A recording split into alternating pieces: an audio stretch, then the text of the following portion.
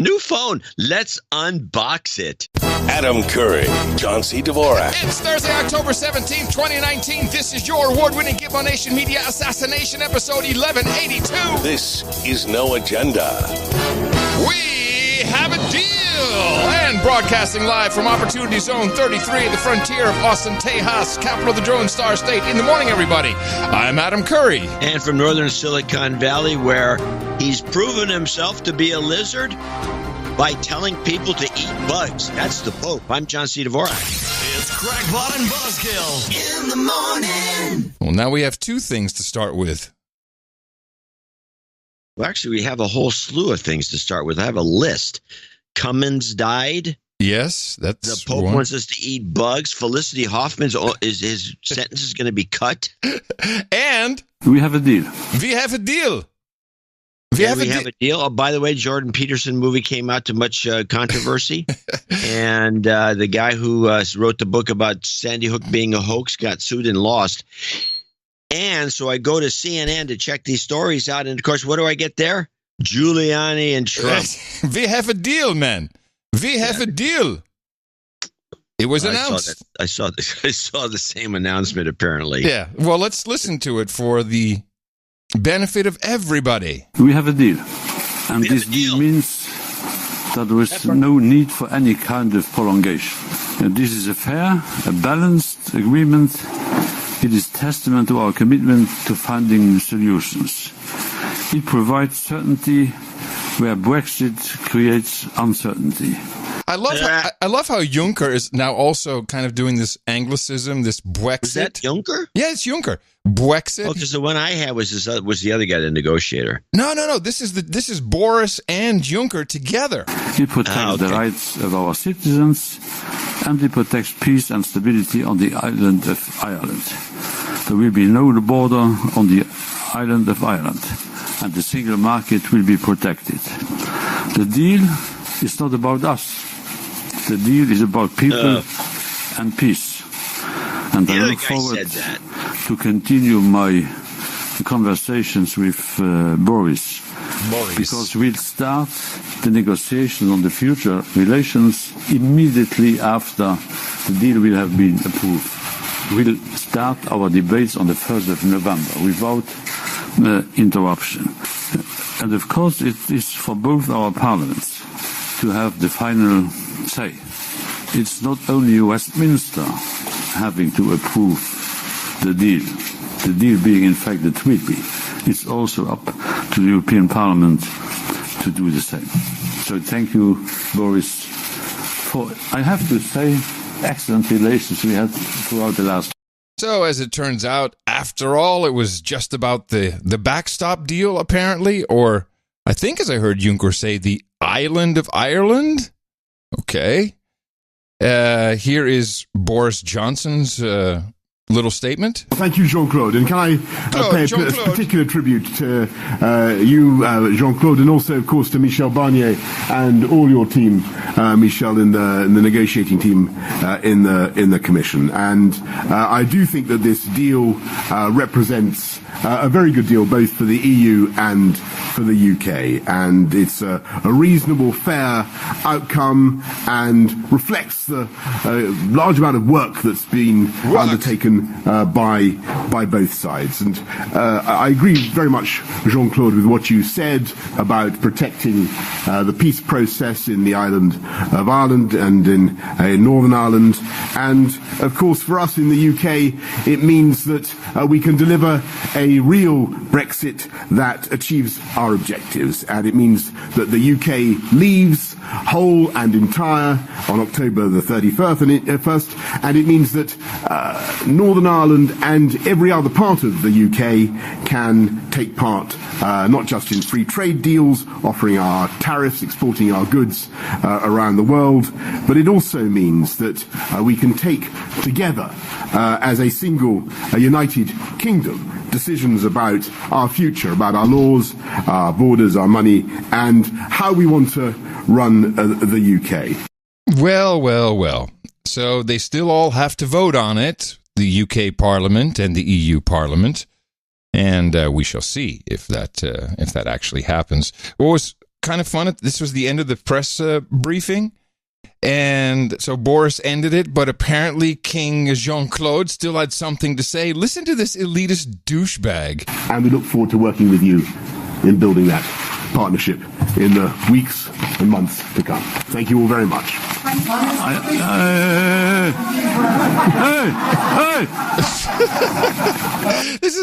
That's how he addresses the press, and they call Trump a moron. Hey! Thank you all very much.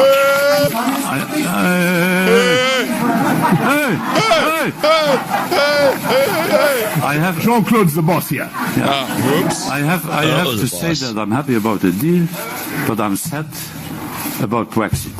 Have a good time. Thank you.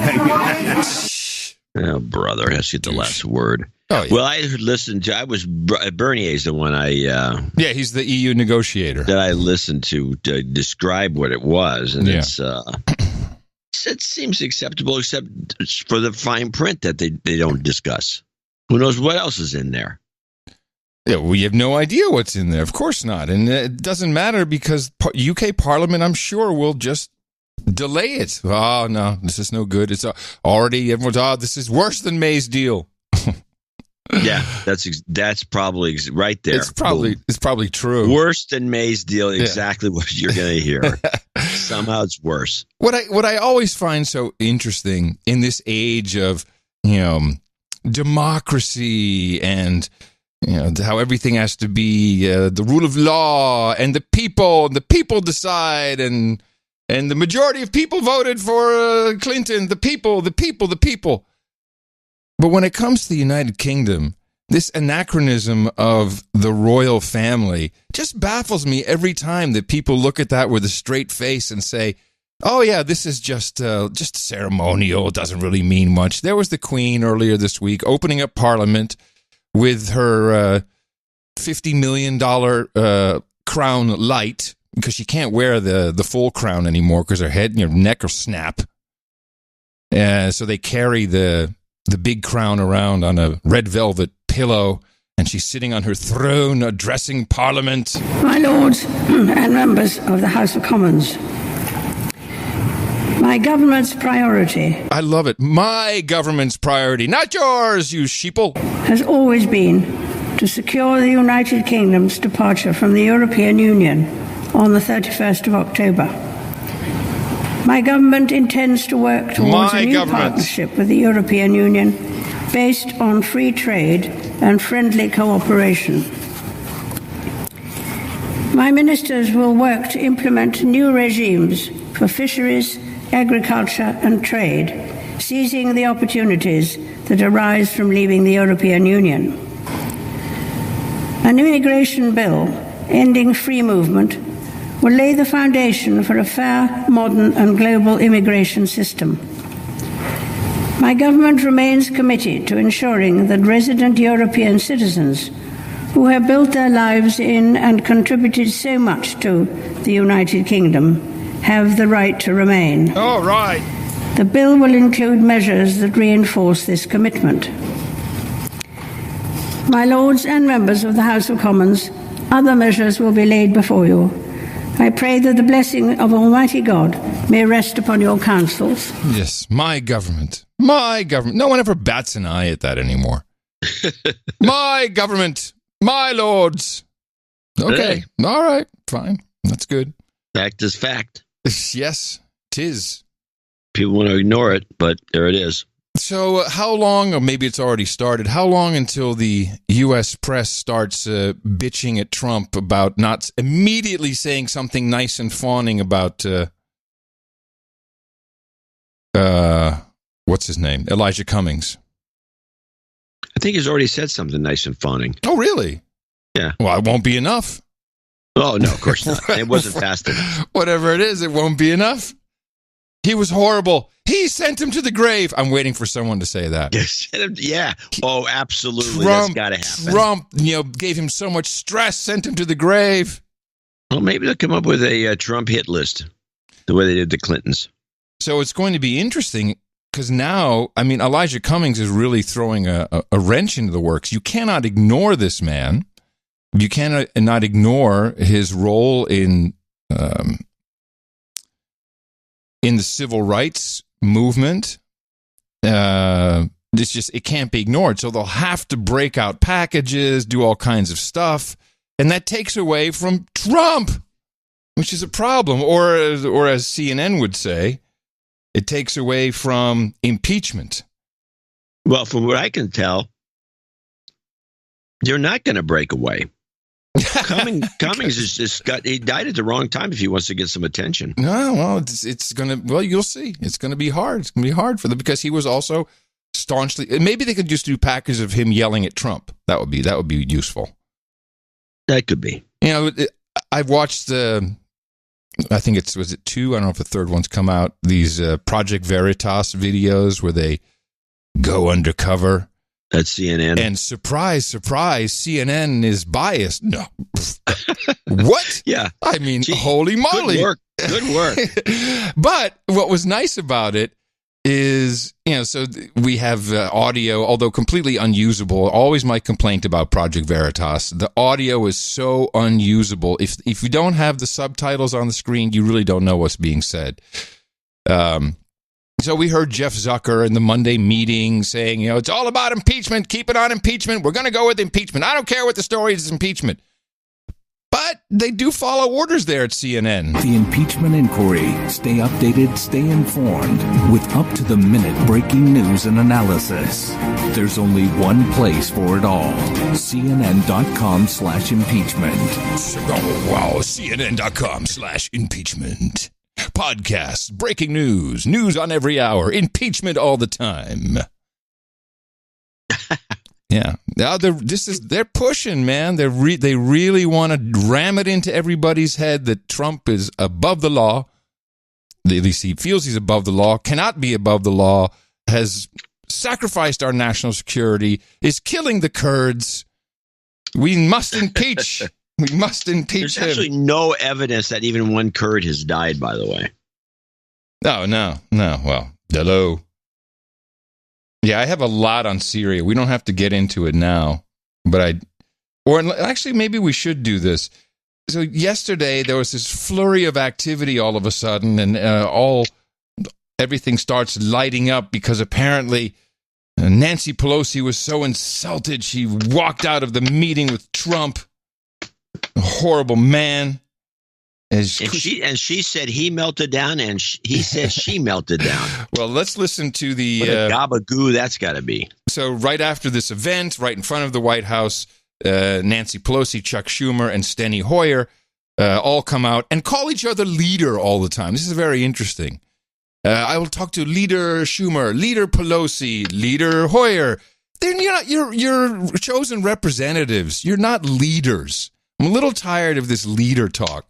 And, everyone's talking about, Republicans and their dear leader Trump. The only people using the word leader are Democrats, consistently. In Syria, it calls upon the president to urge the Turks to exercise restraint, for us to have humanitarian assistance to some of the Kurds. Children are being killed there.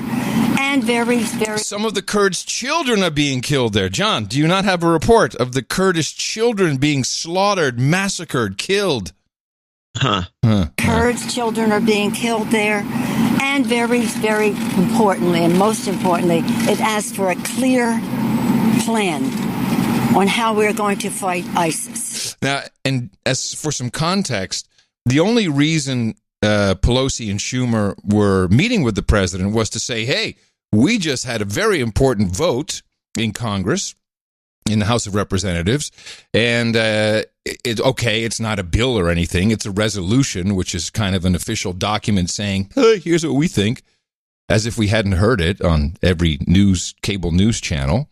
And what they think is that it's a very bad idea that Trump had pulled out the troops, or is pulling them out, the no boots on the ground troops we've had there apparently, because it's going to kill the Kurds. And at the very last sentence, indeed, was, well, we'd like to know what the plan is. So they voted on that. Oh, I'm glad you took the time to do that. I think that vote, the size of the vote, more than 2-1 of the Republicans voted to oppose what the president did.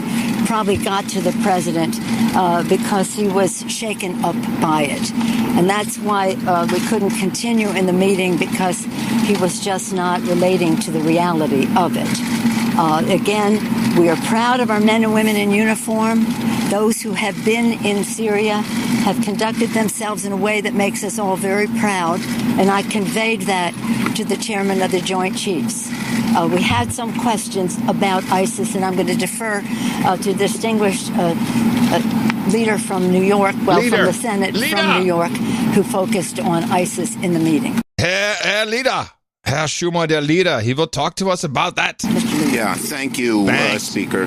Leader. And thank you, Leader Hoyer. Leader. I told the president that being from New York, as he was, we're particularly aware of the problems, the terrorism that an organization like ISIS can create. See, now this is the next push in the impeachment crescendo, is to now say that the president is in effect bringing ISIS back to America. And the fact that someone no less than General Mattis has said that ISIS has been enhanced, that the danger of ISIS is so much greater, worries all of us. I asked the president what his plan was to contain ISIS.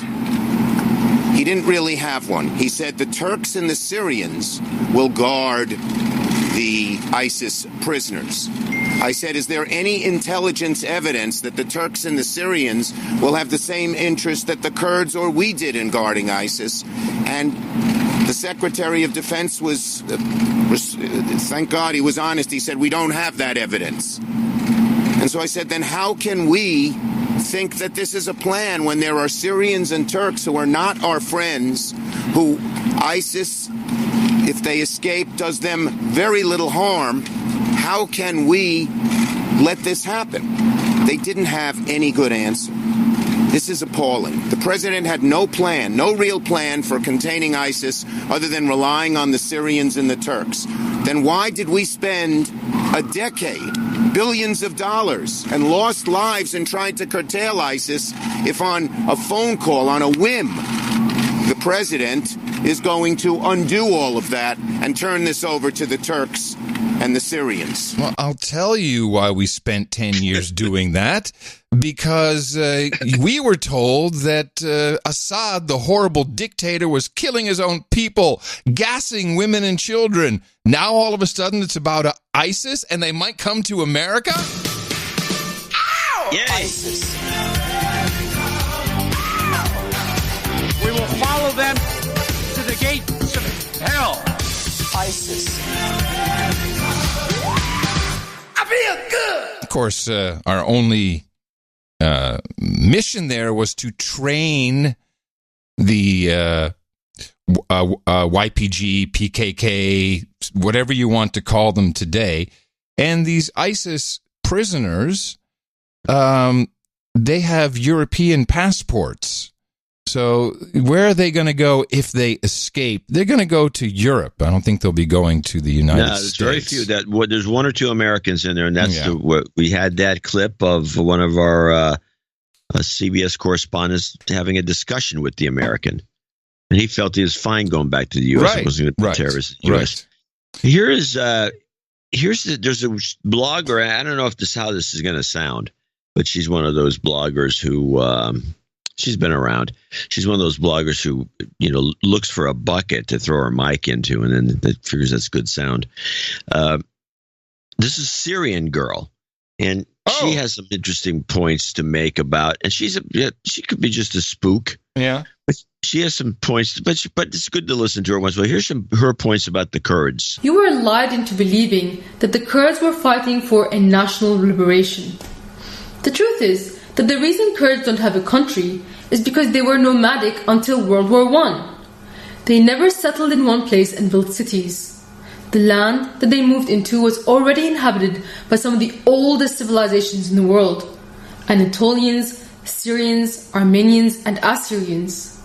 They wanted to build a state at the expense of these indigenous people. Yet another lie you were being told is that Syria's Christians want the US to stay to help them stay safe from Turkey. No, the Assyrian Christians are saying they want the US out and the Syrian army in. The truth is, the Assyrian Christians were already being ethnically cleansed by the Kurdish militias alongside other minorities. They've been shutting down their schools, forcibly disarming their militias. Assyrian Christian fighters have been assassinated because Kurds are not a majority in the areas that they want to control. They wanted to push out other minorities in order to become a majority. What is right is that every part of Syria belongs to every Syrian, no matter their ethnicity or religion. The Assyrian Christians say that the Syrian army are the only people they can trust to ensure this.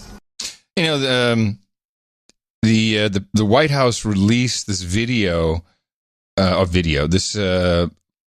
letter that he sent to Erdogan. And in it, he says, by the way, you know, what's the guy's name? The general,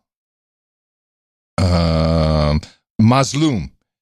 He said, well, it's actually General Mazloum Kobani Adi.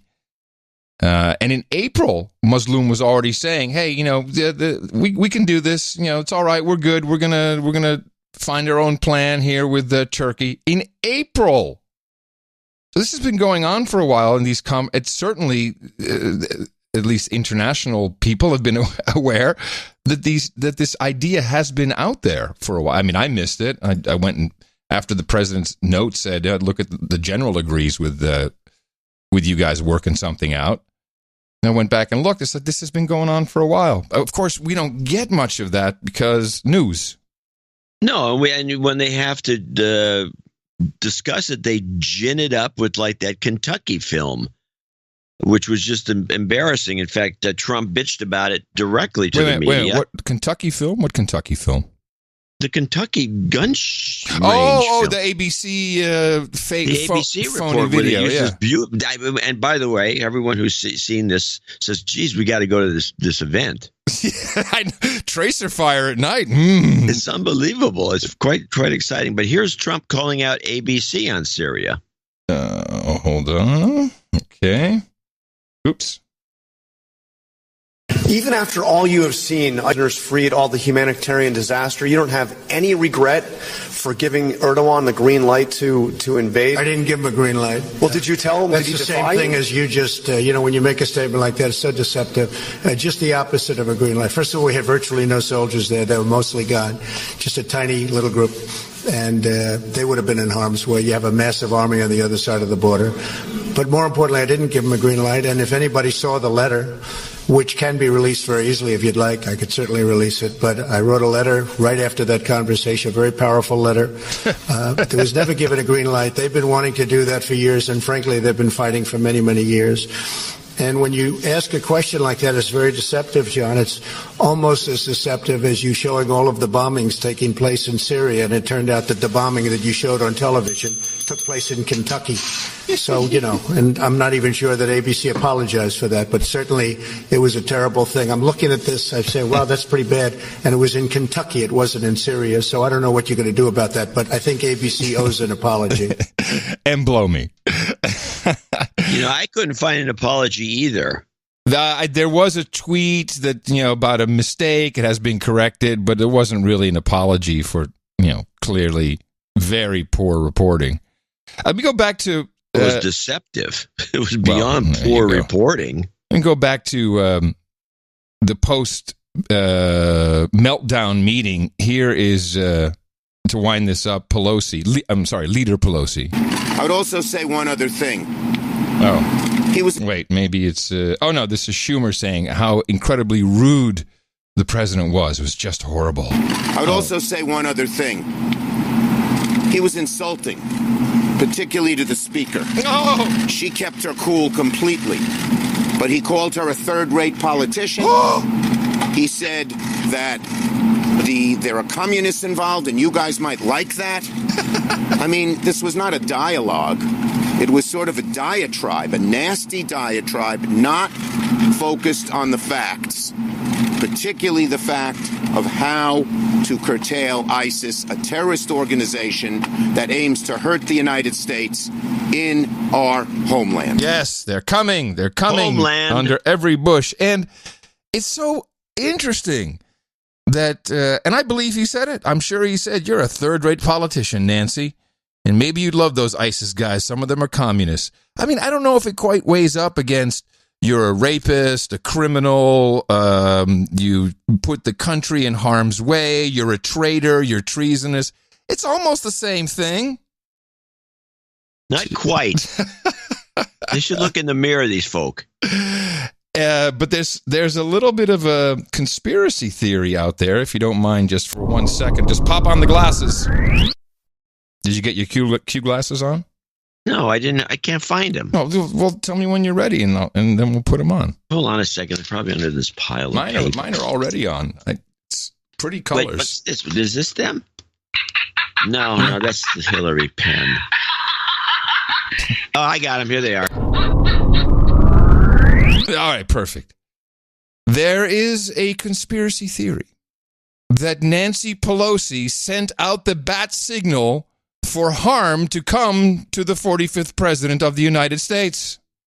And she did this with some very clear signaling during one of her many appearances yesterday regarding the bracelet. To me, it was a small bill. In terms of guns, again, as I said to some of you earlier, this is a bullet. I was in Florida it was all over the country, but when I was in Florida, I received this from Frederica Wilson, my colleague. Bracelets are made with bullets in the color orange, which is the color of gun violence protection. I told the president, we're not going away. A bracelet made of bullets in the color orange. Okay, that's code? Oh, orange. Hello. Oh, orange man bad. Yes, exactly. Orange man bad. A bracelet made of bullets. That's a good conspiracy theory out of the blue. Yeah, well, it came from, Q is gone, I guess, after 8chan was taken down, and I don't know. There's lots of Qs popping up, but I like that. I thought this one was pretty good. There you go, Nance. And since when did who chose orange as the color of gun violence? Who makes these color decisions? It's code. Yeah, it has to be code. I never heard this. Has to be code. Yeah, I never heard this. I have. That's interesting. I have two more clips about Syria and Turkey. The first is Stephen Cook. He's from the Council on Foreign Relations. Short clip, but I think it's kind of interesting. And when President Erdogan sees, Russian soldiers doing selfies in a previous U.S. base, what does he make of that? Well, it's clear that the Russians have now positioned themselves as a force for stability of all things in the region. The Russians want to put themselves in between Turkish forces and Syrian regime forces to ensure that there is no fight there. The Russians are going to play every end of the stick here to their advantage. Now, Erdogan has no Washington to go back to for leverage with the Russians. The Russians can play him like a fiddle. Stephen Cook, thank you so much for being with us. Sounds like the plan is working. Of course the Russians are going to come in. I have not heard anything on MSNBC, CNN, or Fox about the Russians and their deepwater port in Syria. This is part of why forever. It's part of why all of this started. They've been a long-term ally with each other. Yes. So what's new? No, nothing's new, but they don't talk about these things. They don't. They have. I get the sense that whoever's orchestrating all the talking points has been high. They haven't gotten their act together. They've been high. Hey man, let's put some more talking points. I know. Get it. Hey man, Bob Menendez is going to be on with Pooper. Let's give him some talking points. You yourself tweeted that listening to the president made you feel deeply concerned for the country. Can you talk about what happened in the meeting, what you saw? Oh, the meeting. Well, from the moment the president came in, I would describe him as belligerent.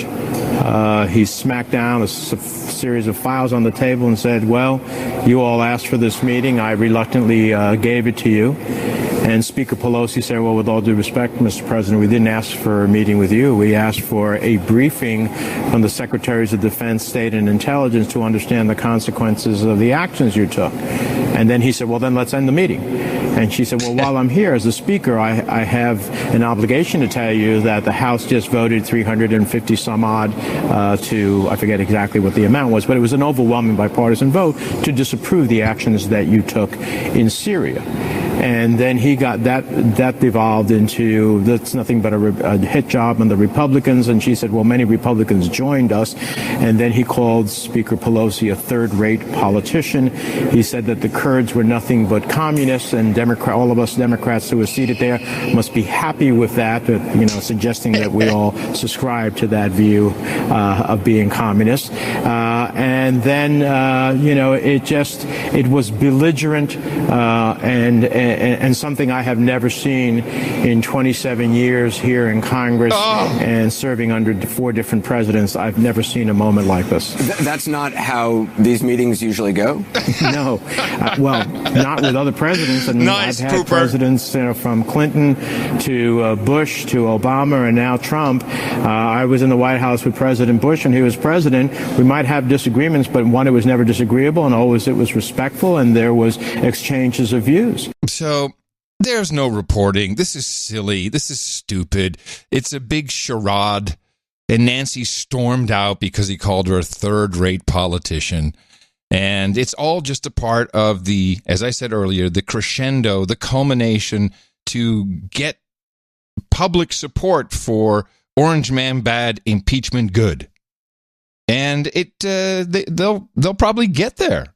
If they keep pushing in December, I think that they'll be able to. They're painting themselves into a corner. They're going to. I don't know why they're taking so long. Because she doesn't have the votes. I mean, of course, a ton of Republicans who are they say they have the votes. It looks like they have the votes. They got the votes to get Republicans they will not do that. Not in the House, not in the Senate. A couple, I'm sure. The Senate, I'm with you on the Senate, but the House, they've got the votes. Well, I'm not so sure they do. I'm convinced of it. The Senate, no. Well, it doesn't matter. They do a secret ballot. But let's just do, all these subpoenas, and it's all these lies. This is a true conspiracy to, we're subpoenaing everybody, and the Trump is obstructing. The Trump is obstructing. That's a new one. That's his new name. The Trump is obstructing by not letting people adhere to the subpoenas. But these are not. It may say subpoena, but it's not an official subpoena. You don't get that until you take the impeachment vote. Then you have subpoena power. You can't just say, it's just a lie. There's no subpoenas that are legally enforceable. They're just calling it a subpoena. They might even write subpoena on the envelope. But until you have the vote, you can't issue subpoenas for impeachment. So something has to happen. And it looks like this was, they're going to try. I think Elijah Cummings messed it up. Unless they can spin it into, Trump killed him, which I think you can make the case. Well, they're going to have a hard time making that case because that's going to detract from they're trying to focus for a change. I mean, if we go over the Trump rotation, TrumpRotation.com for anyone out there who hasn't looked at it, and you look at the laundry list, they can't seem to focus on anything to get this guy. Right. So this is the hardest this is the most effort they've ever put into any one thing. And now the Cummings thing is, oh, damn you, Cummings. It's not helping. It's like spray and pray. I don't know if you want to make that a jumping off point for the debates because I have an impeach medley. Okay. Did you make this impeach medley? No, I did not. I stole this. Okay. What's it titled?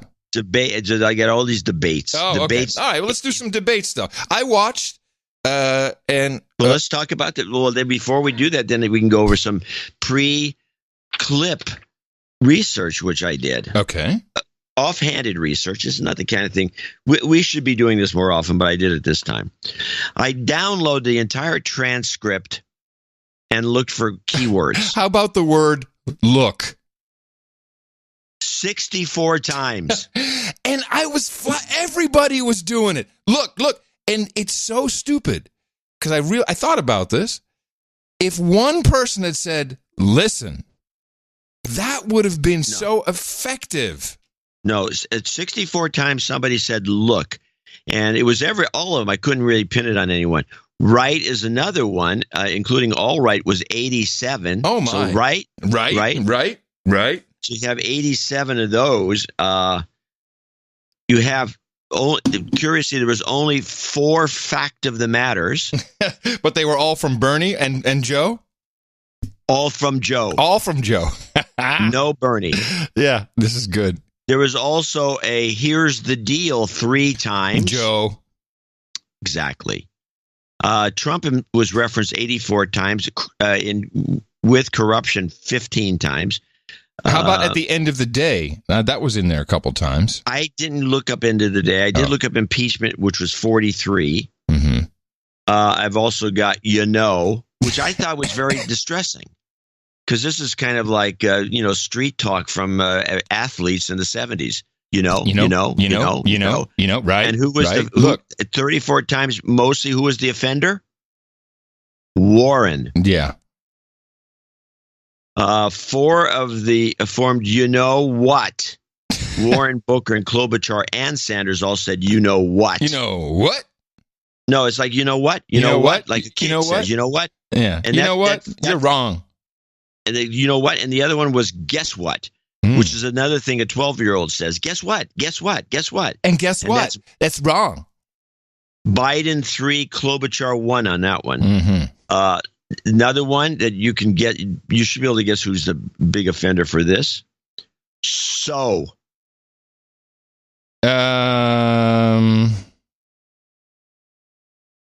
Warren.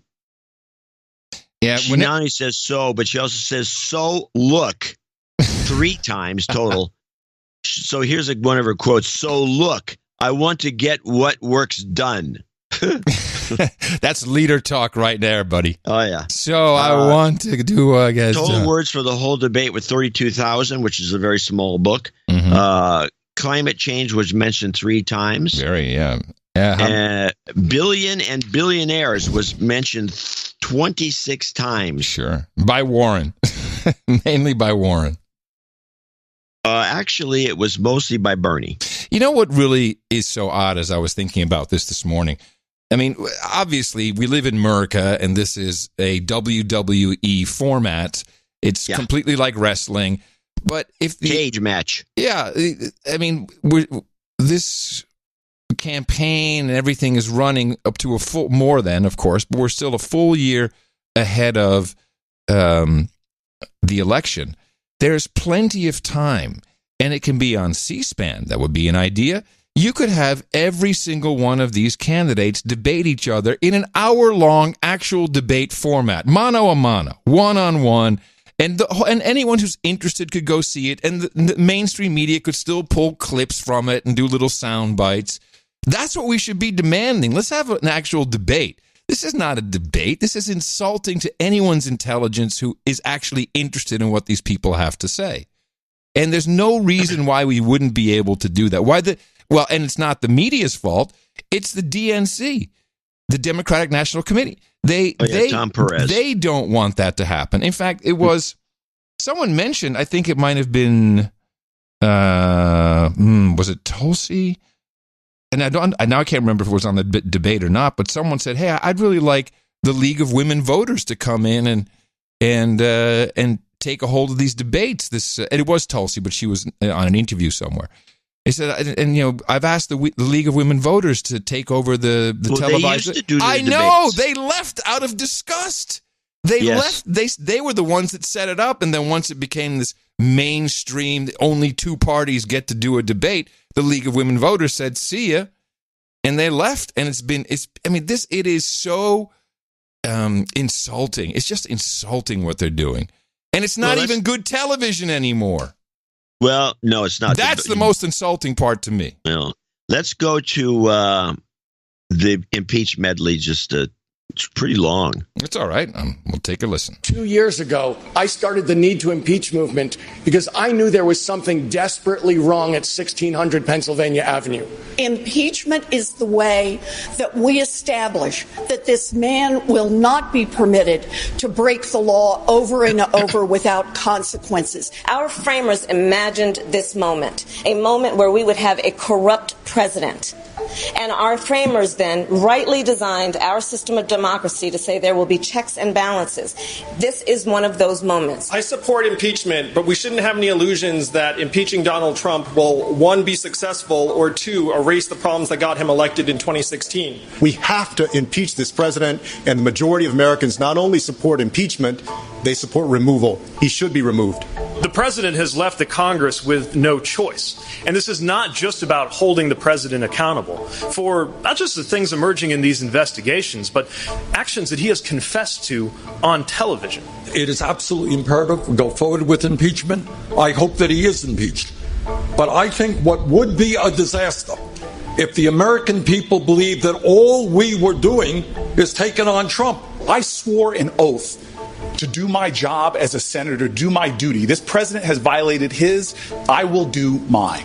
If the House votes to impeach, the Senate does not vote to remove Donald Trump, he walks out and he feels exonerated, further deepening the divides in this country that we cannot afford. We do not hold him to account if there is not justice. Not only have we failed this moment, our Constitution and our country, but we have failed everyone who has sacrificed and laid their lives down on the line. And we cannot do that. Well, I said from the beginning that if, in fact, Trump continued to stonewall what the Congress is entitled to know about his background, what he did, all the accusations in the Mueller report, if they did that, they would have no choice but to begin an impeachment proceeding. I would like to hear from him about how coddling up to Vladimir Putin makes America great again. It doesn't make America great again. It makes Russia great again. This is about Donald Trump, but understand, it's about the next president and the next president and the next president and the future of this country. Because a president 10 years or 100 years from now will look back at this moment and draw the conclusion either that no one is above the law or that a president can get away with anything. By the way, overnight ratings are in. New low for debate ratings. The previous debate, which was that ABC, I believe? Yeah, maybe. Yeah, they had 10.7 million viewers. CNN, 8 million viewers.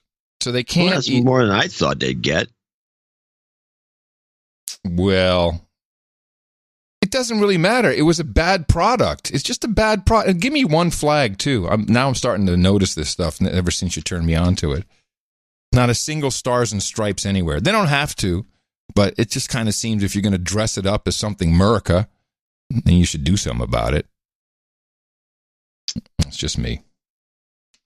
All right. I got a good one here. I mean, I have a whole bunch of these clips. I have a couple, just some lighthearted ones, so I can intersperse that if you've got some things that you want to I have a couple that caught. Let me go into the strongest ones. Well, actually, let's listen to Tulsi with her long pause before she decides. The people putting on this debate is CNN and the New York Times. Yeah.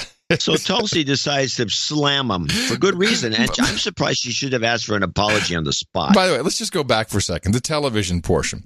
Erin Burnett, who looks much better than she did, say, a year ago. So she's cleaned up and she's looking good, but she's sitting, and it was almost like an optical illusion.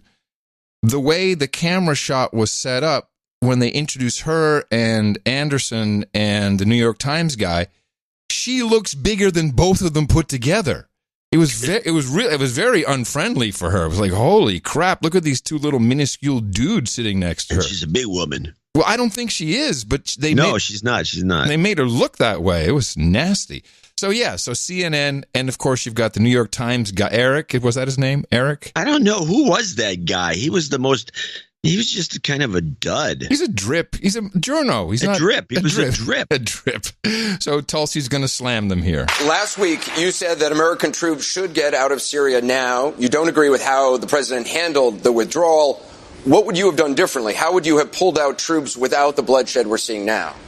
Oh, first of all, we've got to understand the reality of the situation there, which is that the slaughter of the Kurds being done by Turkey is yet another negative consequence of the regime change war that we've been waging in Syria. Donald Trump has the blood of the Kurds on his hand, but so do many of the politicians in our country from both parties who have supported this ongoing regime change war in Syria that started in 2011, along with many in the mainstream media who have been championing and cheerleading this regime change war. Not only that, but New York Times and CNN have also smeared veterans like myself for calling for an end to this regime change war. Just 2 days ago, the New York Times put out an article saying that I'm a Russian asset and an Assad apologist and all these different smears. This morning, a CNN commentator said on national television that I'm an asset of Russia. Completely despicable. As president, I will end these regime change wars by doing two things.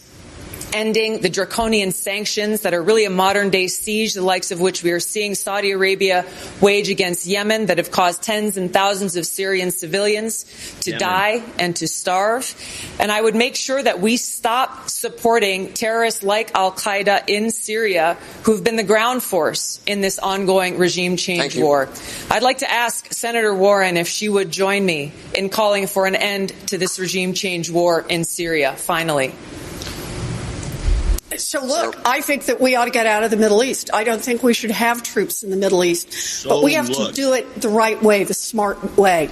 It was interesting. A couple of different candidates tried this. I want you to say, this is a new trick, by the way. I want you to sign up with me for this. Will you admit to this? I mean, I'm even getting people on Twitter doing this. So, Adam Curry, wouldn't you agree that?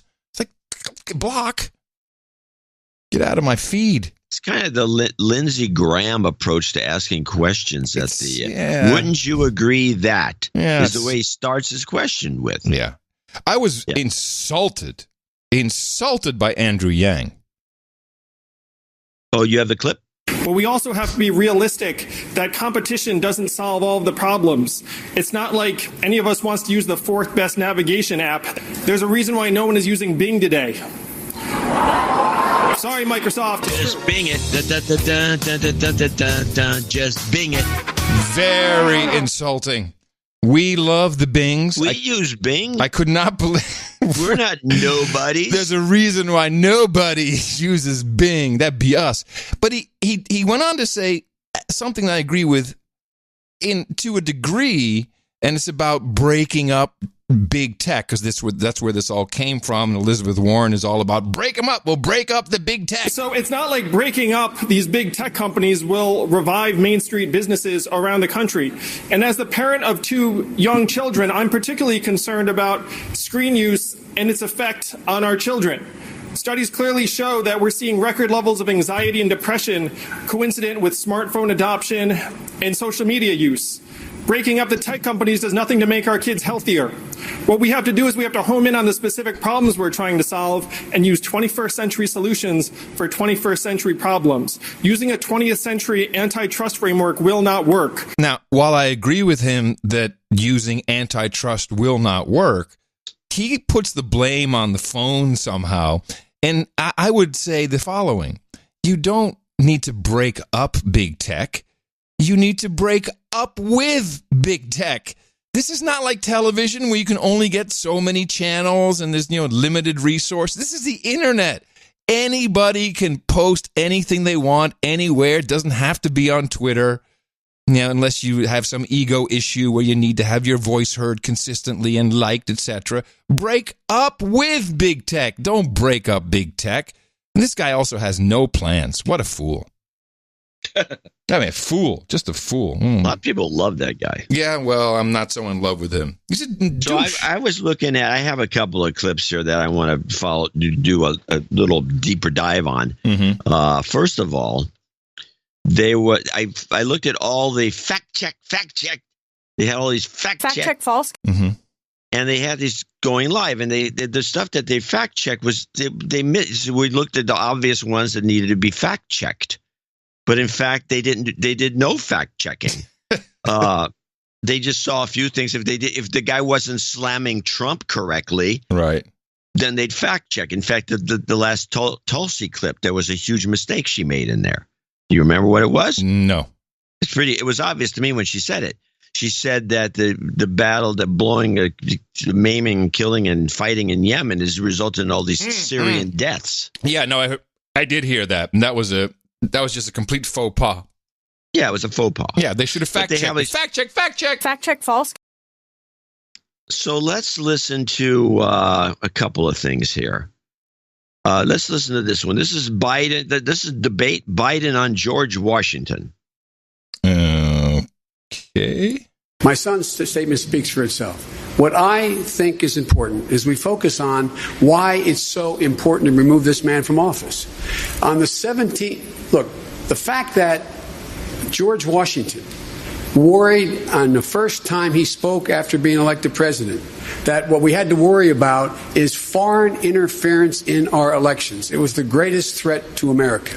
This president on three occasions, has invited foreign governments and heads of government to get engaged in trying to alter our elections.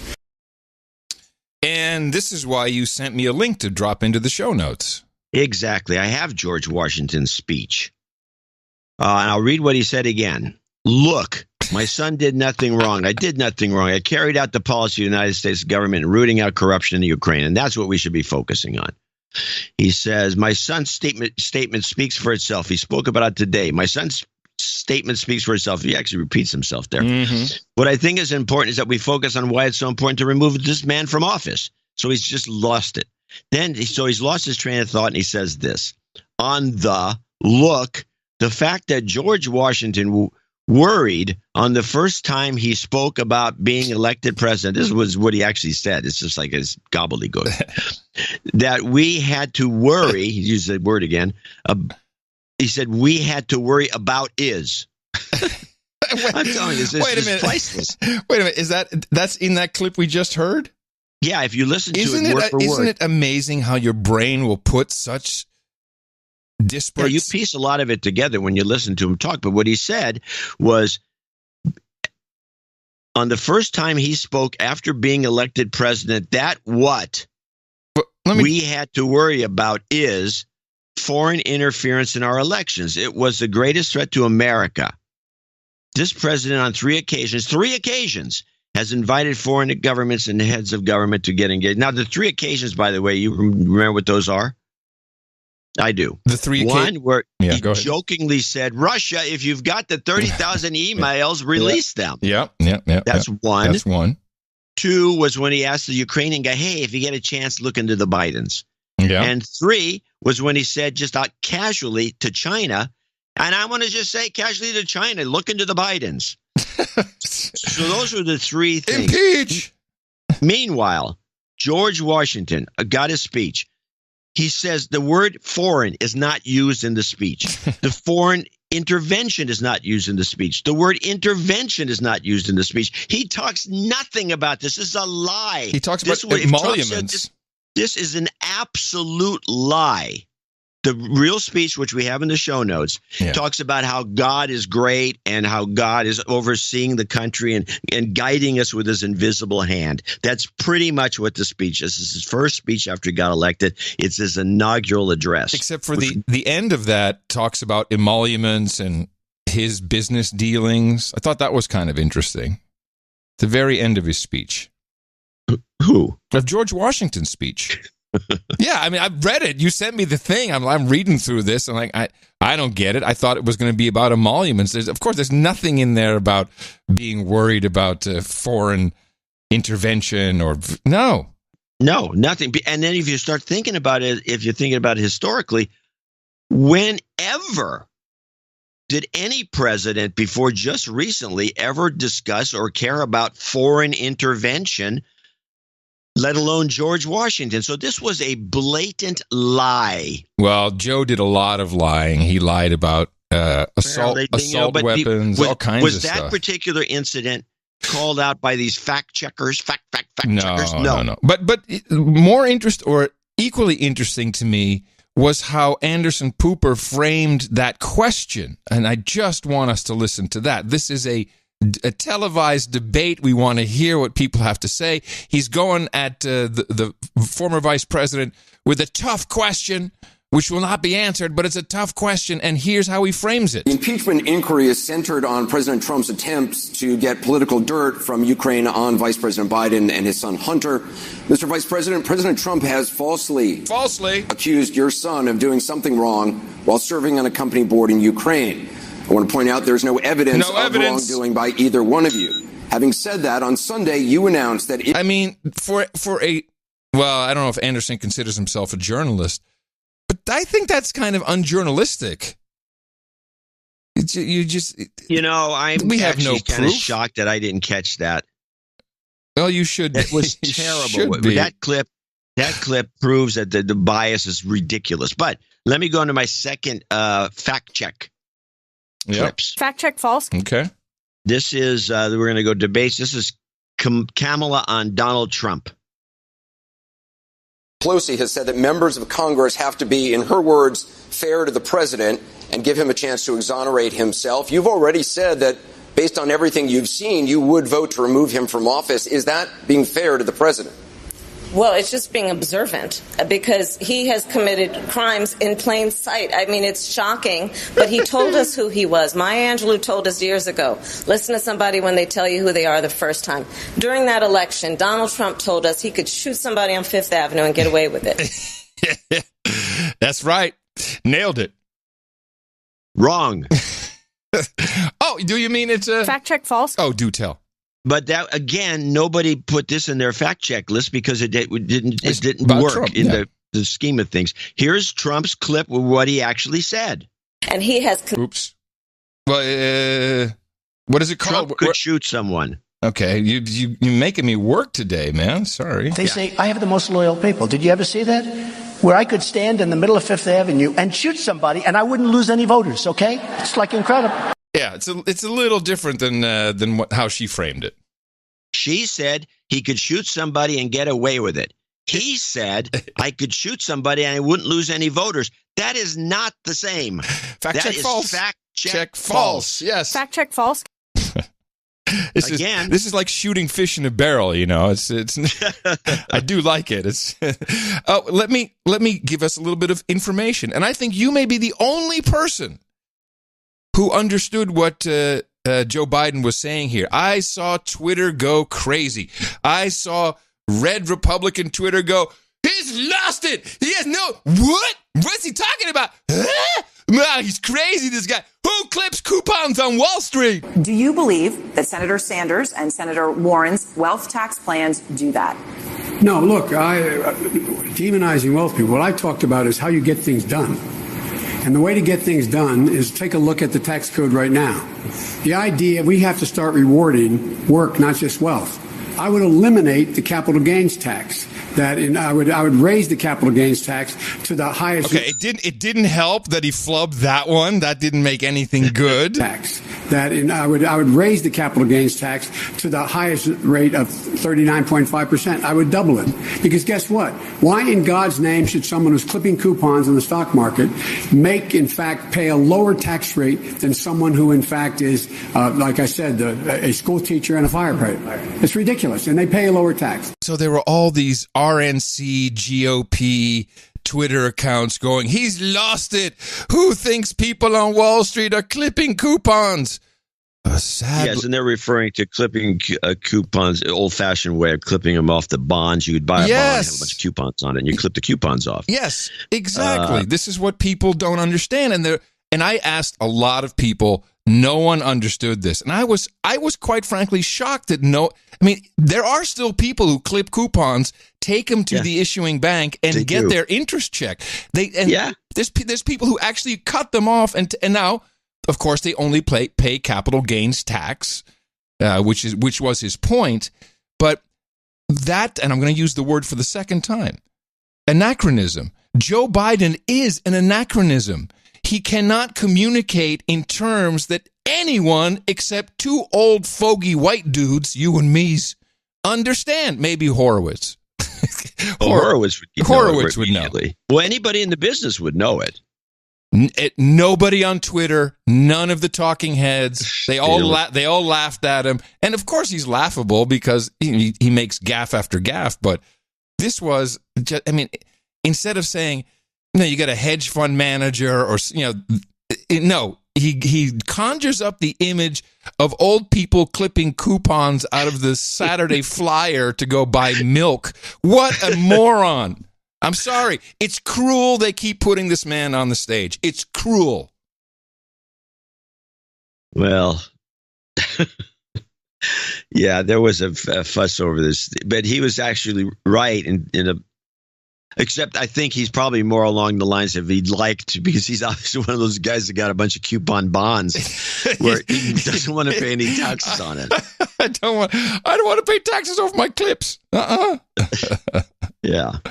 Oh my goodness! All right, well, we got other. I got a second half of Kamala after she made that insane comment. She's still slamming Trump. Is another 12 seconds of her. And he has consistently, since he won, been selling out the American people. He's been selling out working people. He's been selling out our values. He's been selling out national security. And on this issue with Ukraine, he's been selling out our democracy. Okay, this is a question I have to ask you. Okay.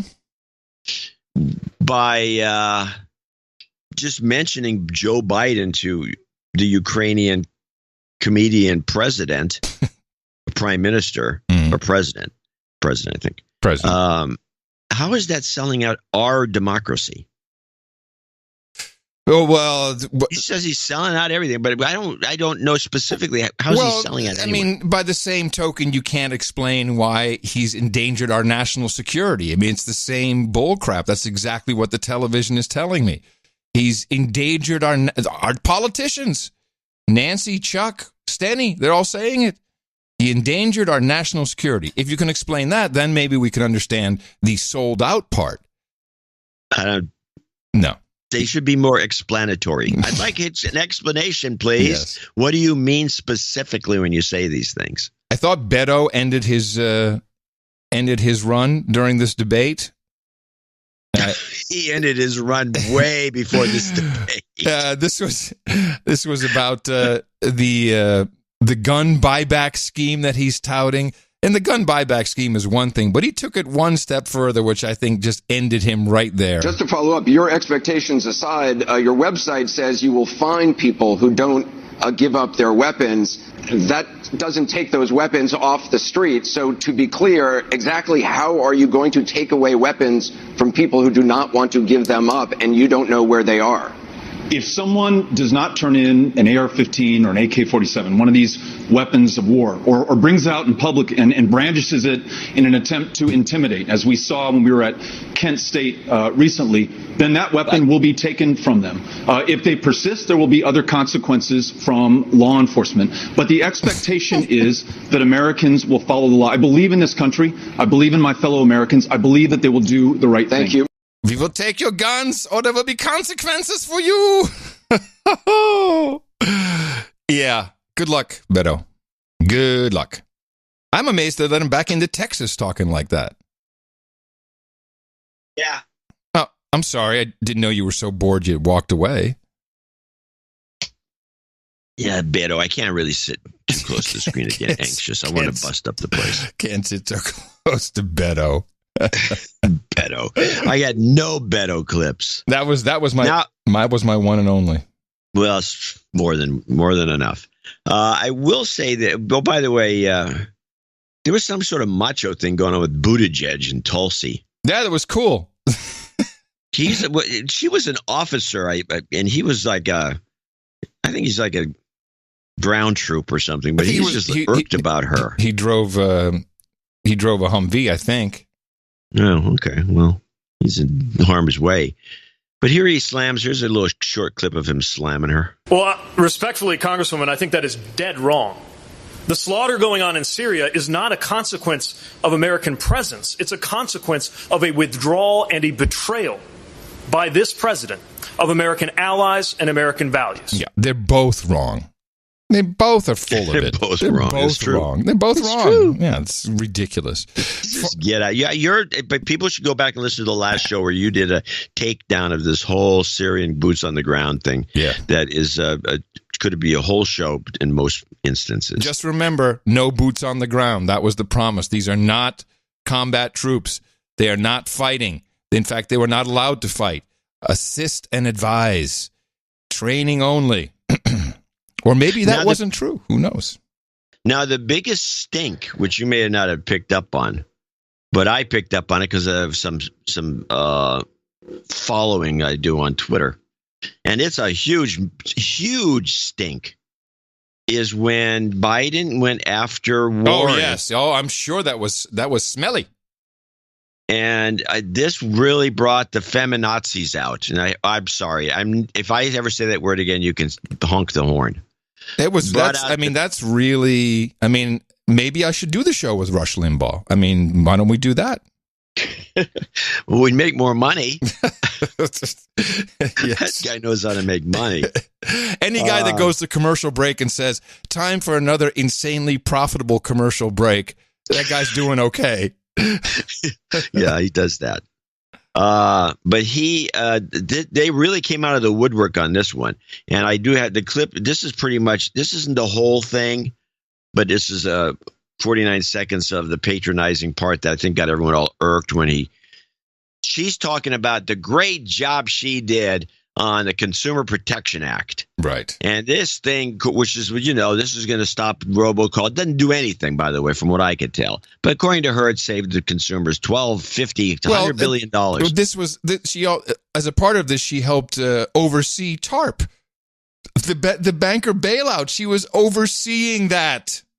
Yeah. People forget. Yeah, good. I think that's what Joe Biden said. We want to get something. He was He was kind of, he got annoyed as she was going on and on and on. And so he kind of jumps in at some point, and then they do a little back and forth. And it was the way it was done. And he also laughs at her. He's laughing at the woman, which makes, of course, this is bad. If you ever laugh at a woman, this brings out all the horrible. No, you can't be doing that. Bad. And so this is really a major gaffe, I guess. Here it is. We want to get something done in America. We have to get out there and Senator. fight for the things that touch people's lives. I agreed with, let me, she referenced me. Okay. I agreed with the great job she did. And I went on the floor and got you votes. I got votes for that bill. I convinced people to vote for it. So let's get those things straight, too. Senator Warren, do you want to respond? I am deeply grateful to President Obama, who fought so hard to make sure that agency was passed into law. And I am deeply grateful to every single person who fought for it and who helped pass it into law.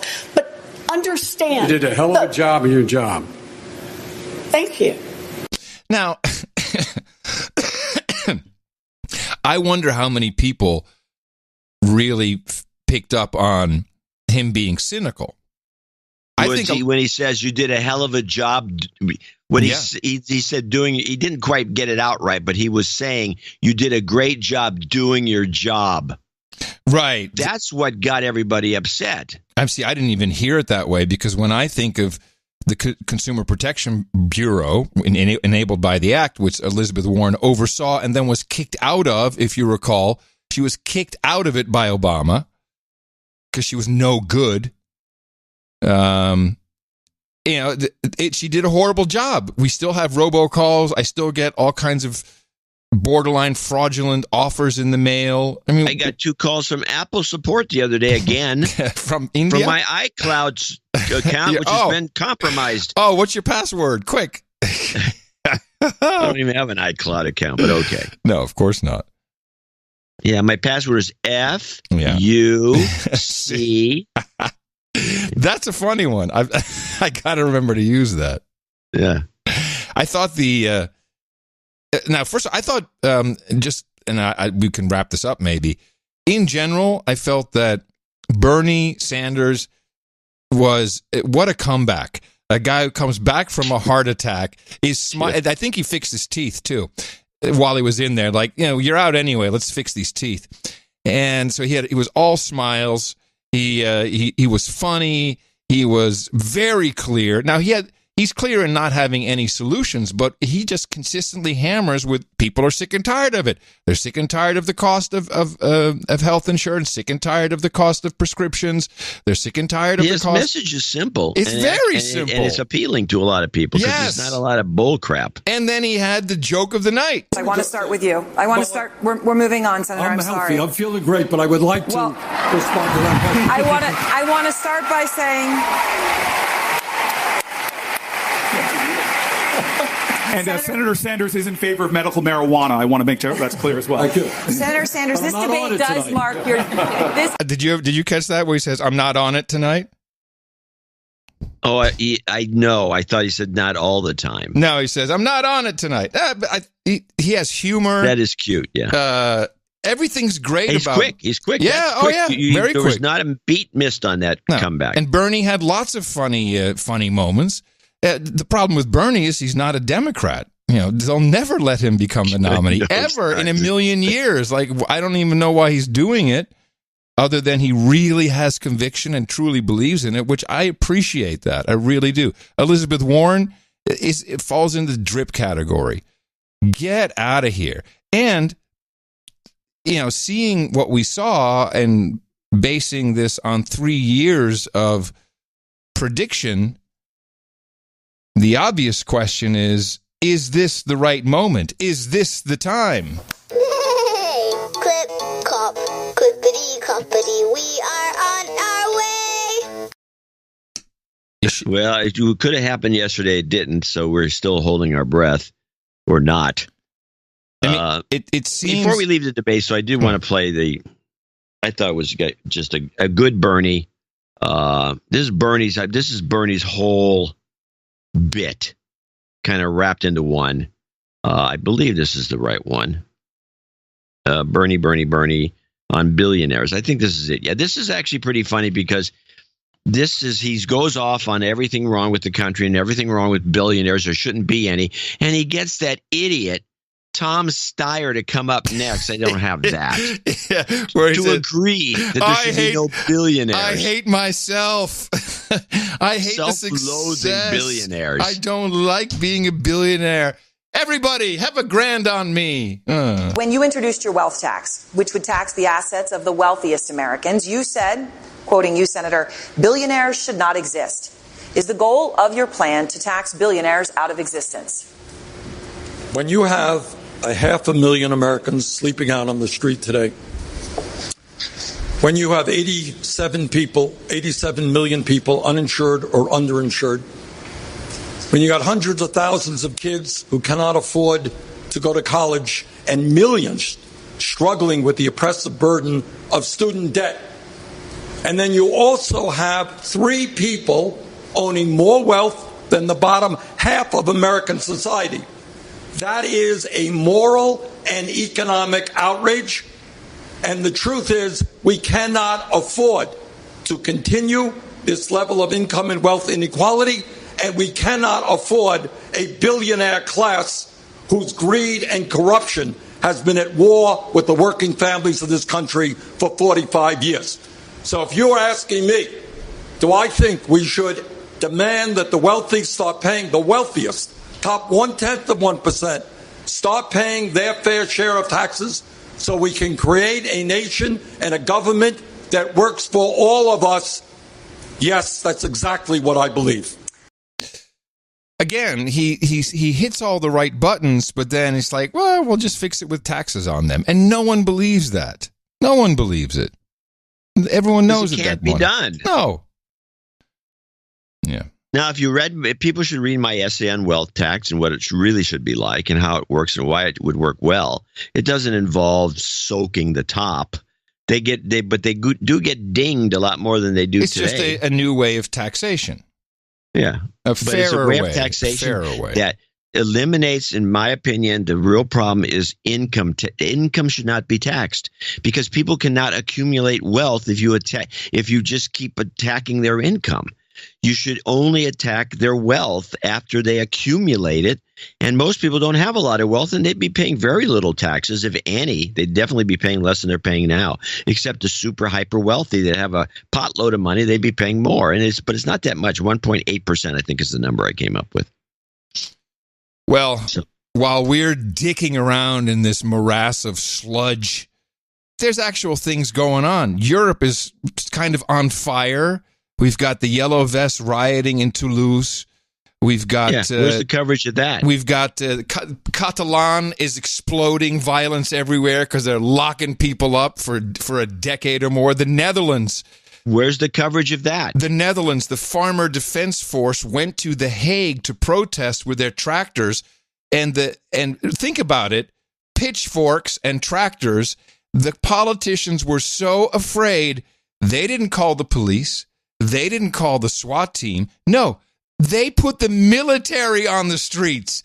The government is so afraid of the farmers, they put the military there to defend them. Where's the coverage? You'd think that would be important because it could happen anywhere.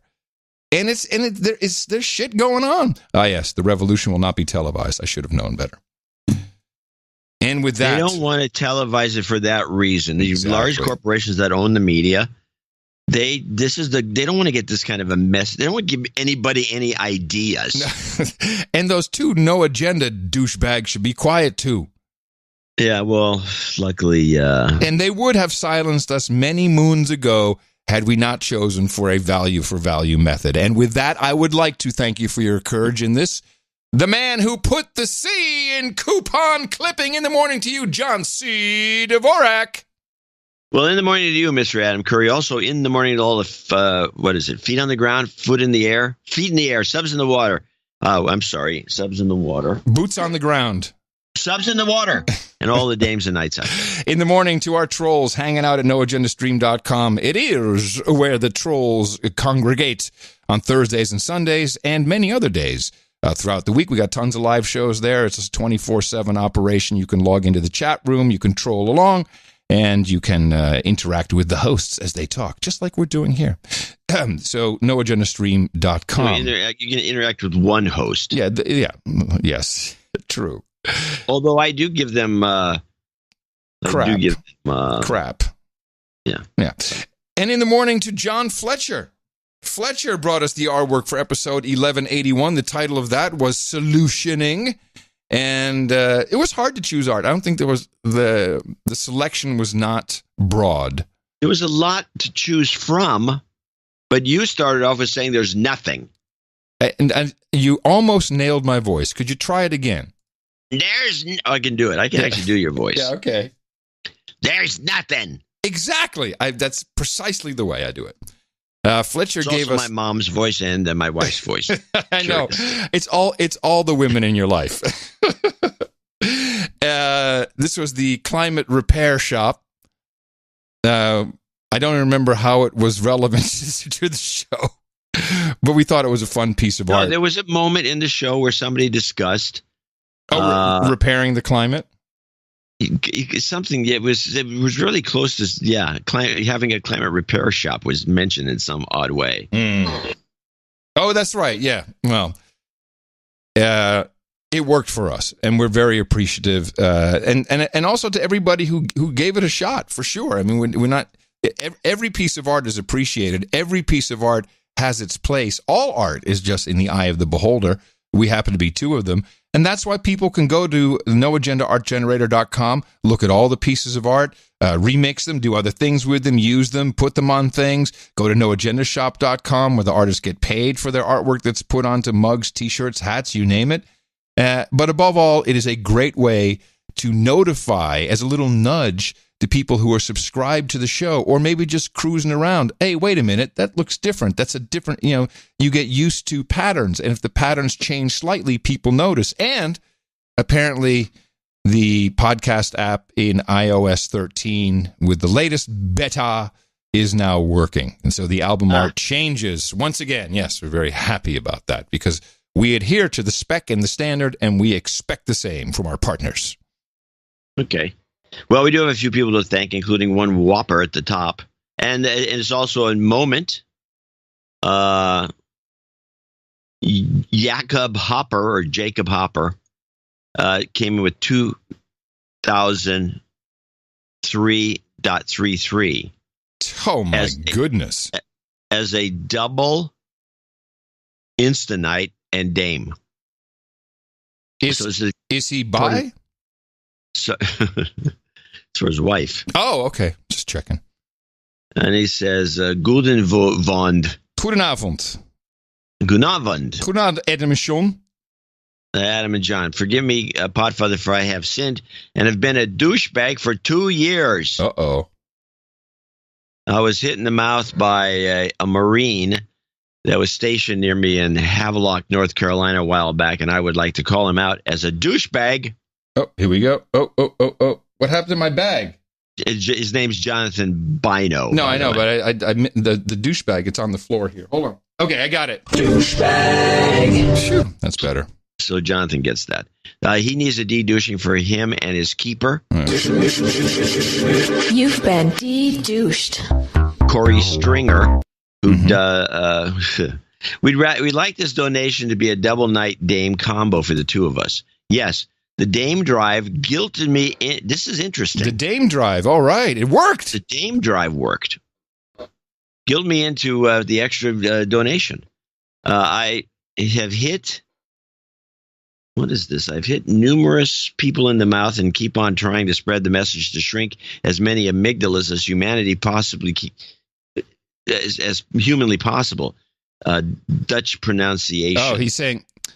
So he wants it. I've hit numerous people in the mouth and tried to spread the message to shrink as many amygdalas as human possible. Now, I want you to read the rest of this kind of with a little bit of that accent, even though he's not Dutch. Why? Why would I insult him? Okay. Well, the reason is because this is notes too long. I'm happy to read it. I'm happy to read it. We were happy to see our brothers and one sister at a meetup in Utrecht a couple of weeks ago. Shout out to Dame Jacobina for her bravery and Sir Hendrik for setting it all up. And we thoroughly enjoyed all the conversations with no triggering of any sort. And you will love this, Adam. I'm an active duty Coast Guard lieutenant commander stationed in the landlocked Limburg region of the Netherlands. Yeah, that's an interesting place for a naval guy. Well, Coast Guard. Hold on a second. There's no explanation for this, but why is it? He's U.S. Coast Guard. U.S. Coast Guard. Yes. What is he doing there? He's on reserve for the Georgia. Don't you remember we sent the Coast Guard to Georgia when Russia was where they were fighting there? The Coast Guard's everywhere. It's a good question though. Even though being landlocked for just over 3 years, I managed to fulfill my traditional life-saving service duties and rescue 3 severely drunk Belgians who had sunk their rented canoe in the middle of a lake near Oost-Maarland. My normal job is a port security liaison where I travel frequently to the Middle East, Africa, even some non-EU countries way up north and scattered about. Hopefully I can catch up with you next time you're in the Netherlands for sharing some good stories, but they may not be Captain Pechenik quality. Corey and I love you and John C. and always look forward to listening, especially John's pronunciation of anything Dutch along with your spectacular Dutch accent. I would like to be named Sir Jacob, Guardian of the Limburg Coast, and Corey would like to be named Dame Corey, Lady of Ten Boom. I would like blote billetjes in het gras, stampot, and flaming butthose at the round table. Corey would like vitamin E vapes and vodka at the round table.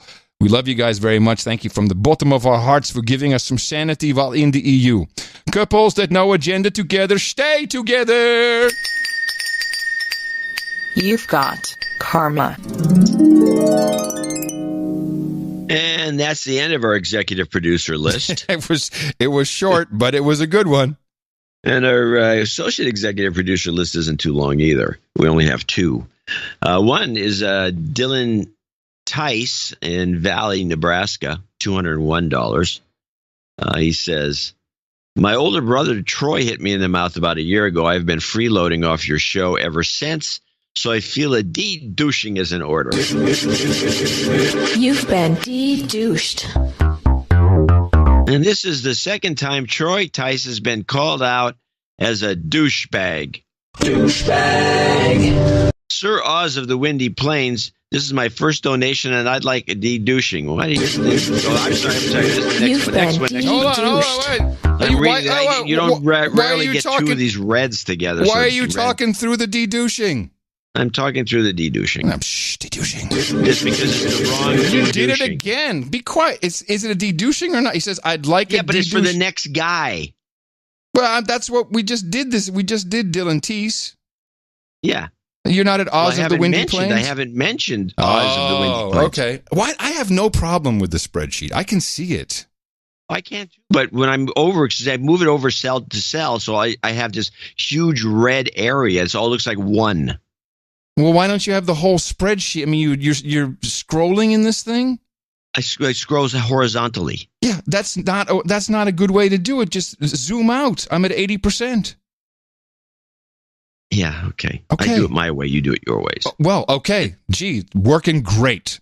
Well, once in a while when you have the situation and you can understand it, there's just a giant block of text. It looks like the same text. Anyway, next on the list, did Dylan get anything like maybe a karma? Well, I can give him a karma, sure. You've got karma. Our last and second associate executive producer is Oz of the Windy Plains in Clovis, in the middle of nowhere, New Mexico. And he get the same thing. He says this is his first donation. He needs the de-douching, which we've given him already. Well, no, he has not gotten it because both times you talked over. You just completely obliterated the de-douche. De-douching interruptus. Okay, here we go. You've been de-douched. He was hit in the mouth by Timothy N., but he needs to be called out as a douchebag. Douchebag. So now he needs a request of the whole load, which I don't know what that is. Yeah, I do. And China ass ho.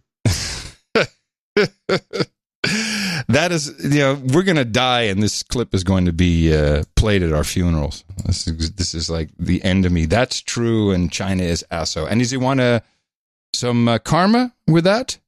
No, not that's true. The whole load. No, I know. I got it. I'm just saying these are the things that will haunt us. He said nothing about karma, but I would give him some. I'm going to give you the whole load today. Chinese asshole.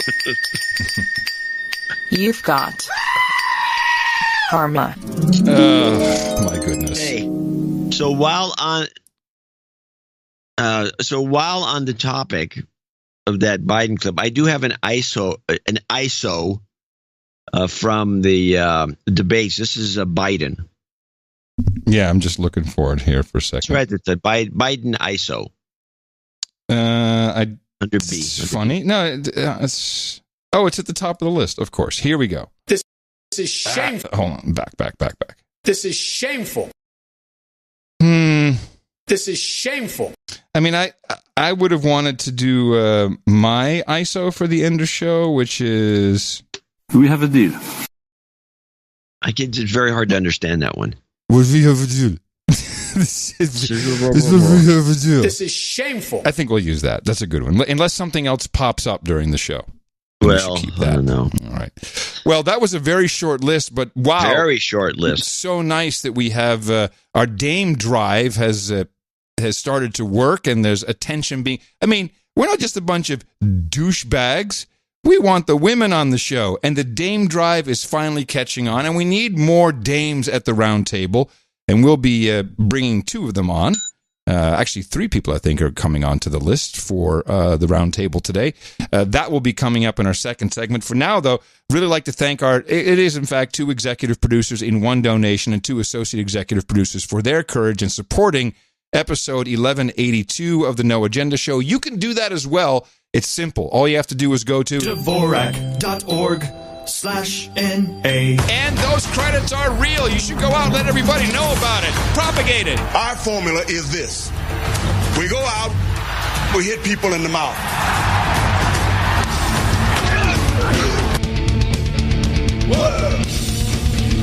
Order. Shut up, slave. Shut up, slave. You know, all all of this, and you really can't call it anything else but propaganda surrounding the Ukraine impeachment push, the UIP, Ukraine impeachment push. It does eventually seep in, and in a world where we only read headlines. I mean, truly only read headlines. And actually would just love retweeting headlines based upon the headline. We really don't read. I'm thankful that we looked at the Ukraine transcript the minute it was released, and we could see that the truth of what, at least the only evidence we have, it's a transcript, so who knows, but it's supposed to be correct. So we know exactly what did or did not go on, and all you hear about and all that is being parroted across the spectrum into the, through the whole machine, not just the cable news and the M5M, but the social nets. It's everywhere. He's a traitor, has given up our national security. He thinks he's above the law. He can't be. We've got to get rid of him. He's the worst president ever. Never seen a president so corrupt. This is a new one. The most corrupt president in history. I think Biden even said that during the debate. It does. Yeah, that's a Bernie original that's been passed around. It does seep into the psyche. And that's what I'm worried about. I'd like to play a clip from a podcast, and it's two cultural icons of the moment. Tip T.I. Harris, who, and you probably don't know. Have you heard of Chance the Rapper? Do you know Chance the Rapper stuff? I know Chance the Rapper. I don't know Chance the Rapper. I know of Chance the Rapper. And Cardi B. Oh, Cardi B. You know Cardi B, too. You've seen her. Everybody knows Cardi B. Everybody knows Cardi B. Now, their audience, their prime audience is young white girls. That is who buys hip-hop records. That is who loves these cultural icons. They are not on par with a Beyonce or an Oprah, but they're definitely people who are listened to. And this was a podcast on Podcast One, which is part of the Westwood One radio networks. And they were sitting together talking about the election and the president and how elections work. Now, it'll be hard for me not to laugh at some of the obvious vocabulary gaffes, and I make ton of them myself. But it kind of shows you as we listen. A ton of them. I'm sorry? A ton of them. What did I say? Hey, I make ton of them. I make ton good gaffes. I make a ton of them. I think you just didn't hear it through the Skype connection. It's possible, but it's still fun. But it also you will immediately recognize these vocabulary gaffes as just someone who's heard something and is just parroting what they have heard on the mainstream media. But I'm concerned about the influence they have on our young people. Of course, it's not only white, but man, that is their big audience. And this, I feel, is to a degree harmful, and I just want to bring it to everyone's attention that this is what your children are probably listening to. I feel like Oprah could be president, but it's like if it was so hard for Hillary to become a president, even though do you know why? Even though her husband was already president. But do you know why I feel like presidential? She had the majority of the vote. She did, but she didn't go with the Electoral College. The Electoral College are gonna go with. I mean, I'm sorry. I don't usually correct things like this, but it's the Electoral College. It's not the Electoral College, and. See, and now I'm playing it. It's not even funny anymore. I've been so sad about this podcast. Yeah, but she didn't go with the Electoral College. The Electoral College are gonna go with Beyonce? A woman. Well, now, listen what I'm trying to say, though. This is the thing about presidential candidates. Over the course of our lifetime, when we hear about a presidential candidate, we have very little to no experience or no knowledge of them or their platform until somebody say, hey, this person's running for president. Right? The first time we hear their name is this person somewhere is running for president. You know what I'm saying? Right. If you have a Oprah, if you have a Beyonce, if you have, even with Trump, Donald Trump. Like we knew these people before. We knew them. We had more knowledge of them than we did, let's just say, of Hillary. But a lot of people. Only thing we knew about Hillary is, well, you know, she stayed with Bill. A lot of people, a lot of Americans, they vote with feelings, and a lot of these people feel religion. They vote due to religion, and they vote to race, and fear. And fear. Yeah. They fear that a black man or a black woman will take over this country. Wait a minute. Didn't we all vote a black man into the presidency? But apparently they either didn't know that, they may not have known that. It gets worse. It gets worse, and this is why I'm playing this. This is one of the most racist discussions I've heard in a while. Of course, black people can't be racist, but it's racist. To race. And fear. And fear. Yeah. They fear that a black man or a black woman will take over this country. But what is to be honest with you, hip hop has already taken over the country. How's it working out so far then? And the world for that. But they like subscribers. They have, but there's a lot of people. There's a lot of country bumpkin ass men that they do be voting. There we go. A lot of country ass bumpkin men, which is code for white, who will be voting, and we only vote the bumpkins in Texas and stuff. We only vote on feelings and race, and they don't listen to hip hop. For example, they listen to hip hop.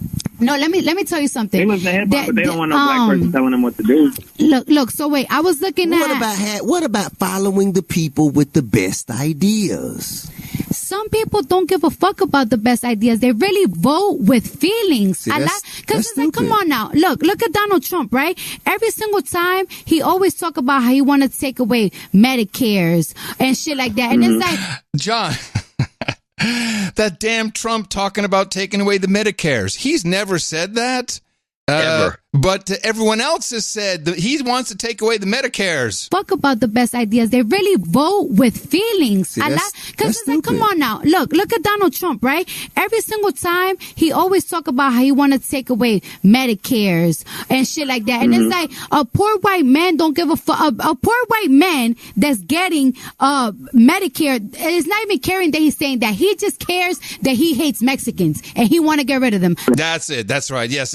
No one cares about their Medicares. We just want to make sure that the president hates Mexicans and gets rid of them. That's what country bumpkins do. Yeah. Medicare is not even caring that he's saying that. He just cares that he hates Mexicans and he want to get rid of them. Right. I don't care if Donald Trump take away the things that I need. I just hate Mexicans and I want them gone. Right. So I'm going to keep on voting for them. A lot of people vote with feelings in America, and a lot of their feelings is racism and religion. Yeah, well, you know, the pride comes before the fall. If you can feed into a person's fears and insecurities, you could joystick them and direct their path to do and go wherever the fuck you want them to. And that's exactly what's being done with the Republican Party. And I would say that's exactly what's happened to the three of you.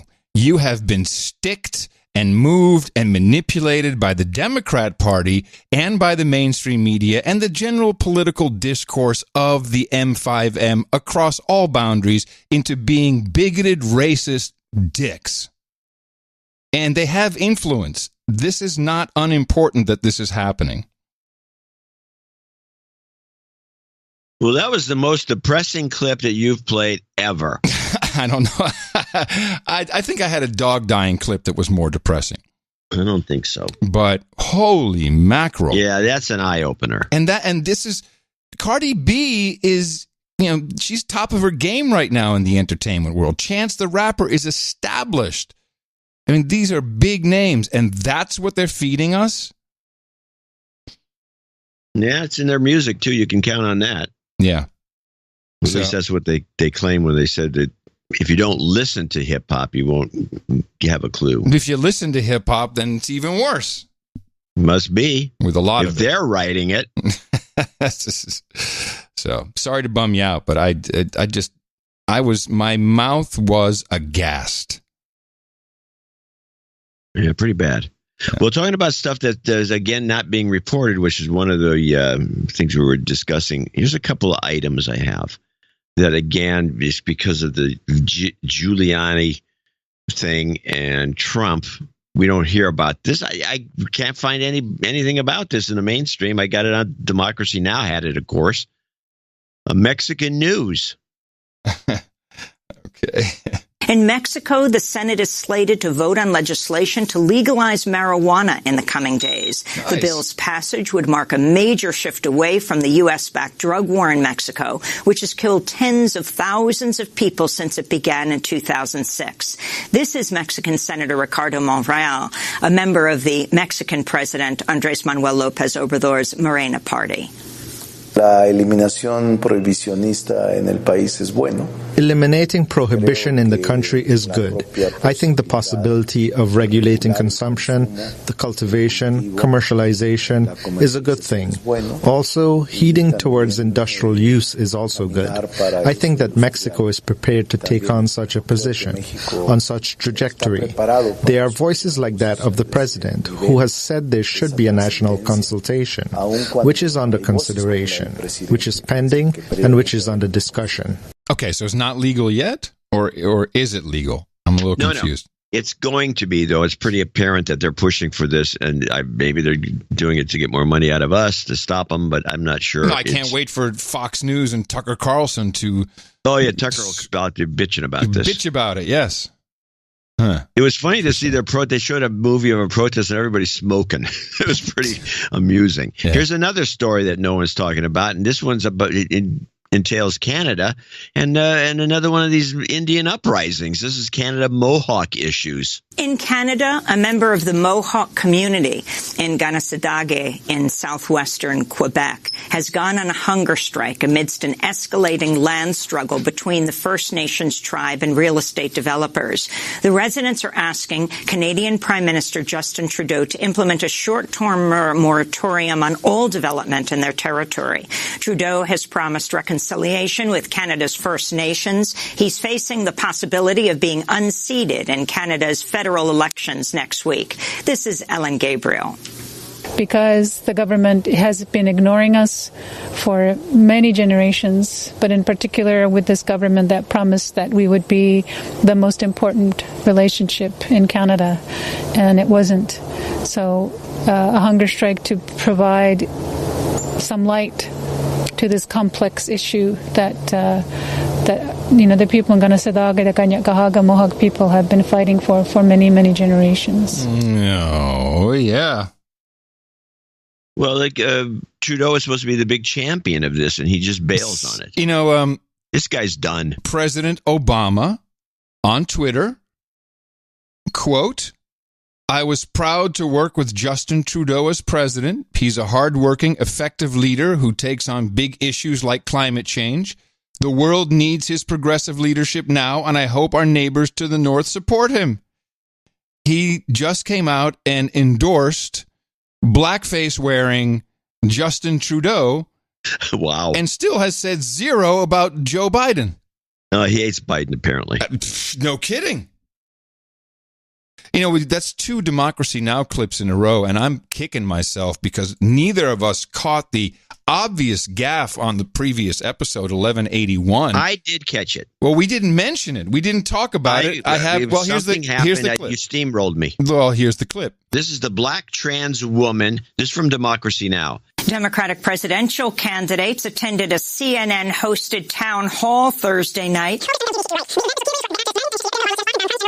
South Bend, Indiana Mayor Pete Buttigieg was interrupted by activists holding a banner and chanting "Trans Lives Matter."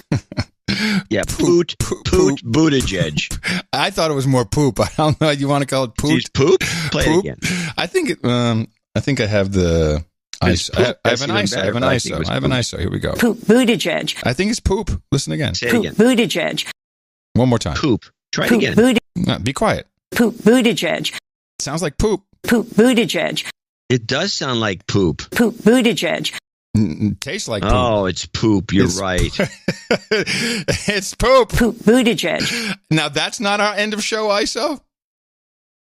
Pete Buttigieg. No, I guess not. It does. It's okay. I think it's a good show title. Buttigieg is a great show title. What happened? We did talk about this, and I specifically said one of our transgender listeners would weigh in, and of course, Ali Jade, the official tranny of the No Agenda Show, that's how she calls herself. She responded about transgender women of color being murdered because there's really no reporting on what's happening, and I think we asked a very simple question: what's happening? All we hear is reporting that it's happening, but what? Why? What is going on? Yeah, well, the reporting is supposed to be what, why, when, who, what, why. Yes. When, where, and where is any of this? We don't get anything. Well, this is coming from a trans woman, and she would know. Adam and John, transgender people tend to get pulled towards prostitution and other sex work. Black trans people tend to go more in that direction and tend to be in rougher areas. Then on top of that, when in relationships, the people that trans people end up with or around can be bad news sometimes, making a lot of deaths and danger being domestic gone bad or community violence, i.e. someone regretting sex with a trans person or some other form of regret or anger. The cherry on the cake is the black community itself. The DL, what is that? The DL blacks? Down low, I guess, yeah.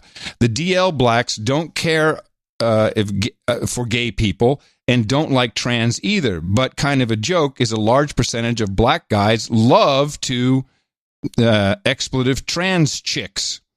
I run in the online and used to in person circles where there is always a large amount of black guys chasing trans girls, but would never admit it or want to be confronted about it, which can lead to the higher deaths because of conflicts.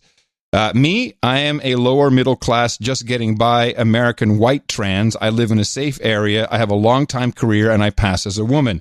I don't get into social justice warrior trans advocates' life as I see that as being dangerous. Also, I've said to you guys before, transgender is not a gender. It's a medical term indicating you're transitioning to the opposite gender. With trans people being fully out and open also can lead to these high murder rates. Hell, of course, it isn't even counting the suicides. Note for John, I do not agree with anyone under 18 being transitioned. People underestimate the power of hormones and how they affect the mind and the body. After puberty, when the proper transition timeline should be visited. And she posted a link there. So there you go. And now we understand why it's never discussed. This is a reasonable person who listens to the show. Yeah. Yes. Is not triggered, not pissed off, not all angry, and gave us an honest answer. It's her opinion. I've heard this, but you will never hear this from people who are yelling and are activists. It appears there may be an issue in the black community and the trans community itself. But they make it seem like the patriarchy is killing black trans women. White men. That's very cisgendered. Yes. So thank you very much, Ali Jade. What does cis stand for anyway? Cis, C-I-S. What does that mean? Well, it's what you are. You and I are cis. But what does it mean? Where's that word come from? We should know this. And why do we use it? I don't use it. Well, I use it all the time. Why do the kids use it? Why do the kids? Why do the kids use it? Of knowledge. Okay, cisgender definition of it's cis for cisgender. This is from Merriam-Webster. Of relating to or being a person whose gender identity corresponds with the sex the person had or was identified as having at birth. So somehow the cis comes from corresponding, maybe? No. They should tell us what it is. You're right. I really don't understand. I brought it up at the table, and somebody at the table knew, and I forgot. It's like a chemical term. It's like, you have this isopropyl and ethyl. like molecular structure? Yeah, it's like cis has something to do with it. Something I don't even remember. Yeah, here we go. Cis, adjective. Denoting or relating to a molecular structure in which two particle atoms or groups lie on the same side of a given plane in the molecule. In particular, denoting an isomer in which substituents at opposite ends of a carbon-carbon double bond are on the same side of the bond. Jeez, can I be called something else? How about just, I'd rather you call me douchebag than carbon. That. I don't want to be carbon bond. This is no good. By the way, big mea culpa from my side. Oh my goodness, I was blown away by this and I'm very upset with myself. As it pertains to our conversation about Jennifer Aniston, whether she is from California or Austin, and I said there's only one actress from Austin, that's Sandy Bullock, and she is our hometown girl, and I was slapped in the face by the truth. A big... Fact check false. I quote to you from Arlington Magazine, not in Texas, in Arlington, District of Columbia. Long before actress Sandra Bullock won an Oscar for her performance in The Blind Side, she was stirring things up at Washington Lee High School as president of its pep club. Bullock's family landed in Arlington when her father took a job at the Pentagon. Her parents bought a white brick house on 26th Street in Woodmont, where her mother, an opera singer, reportedly entertained party guests by belly dancing. Although the actress has said in interviews she was teased in junior high, Bullock blossomed at Washington Lee as a varsity cheerleader and drama student.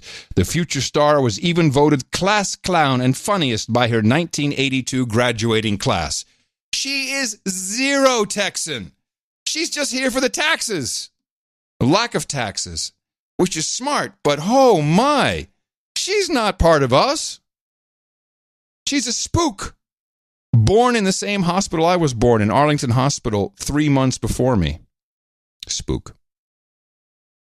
Taxes. Taxes, the taxes.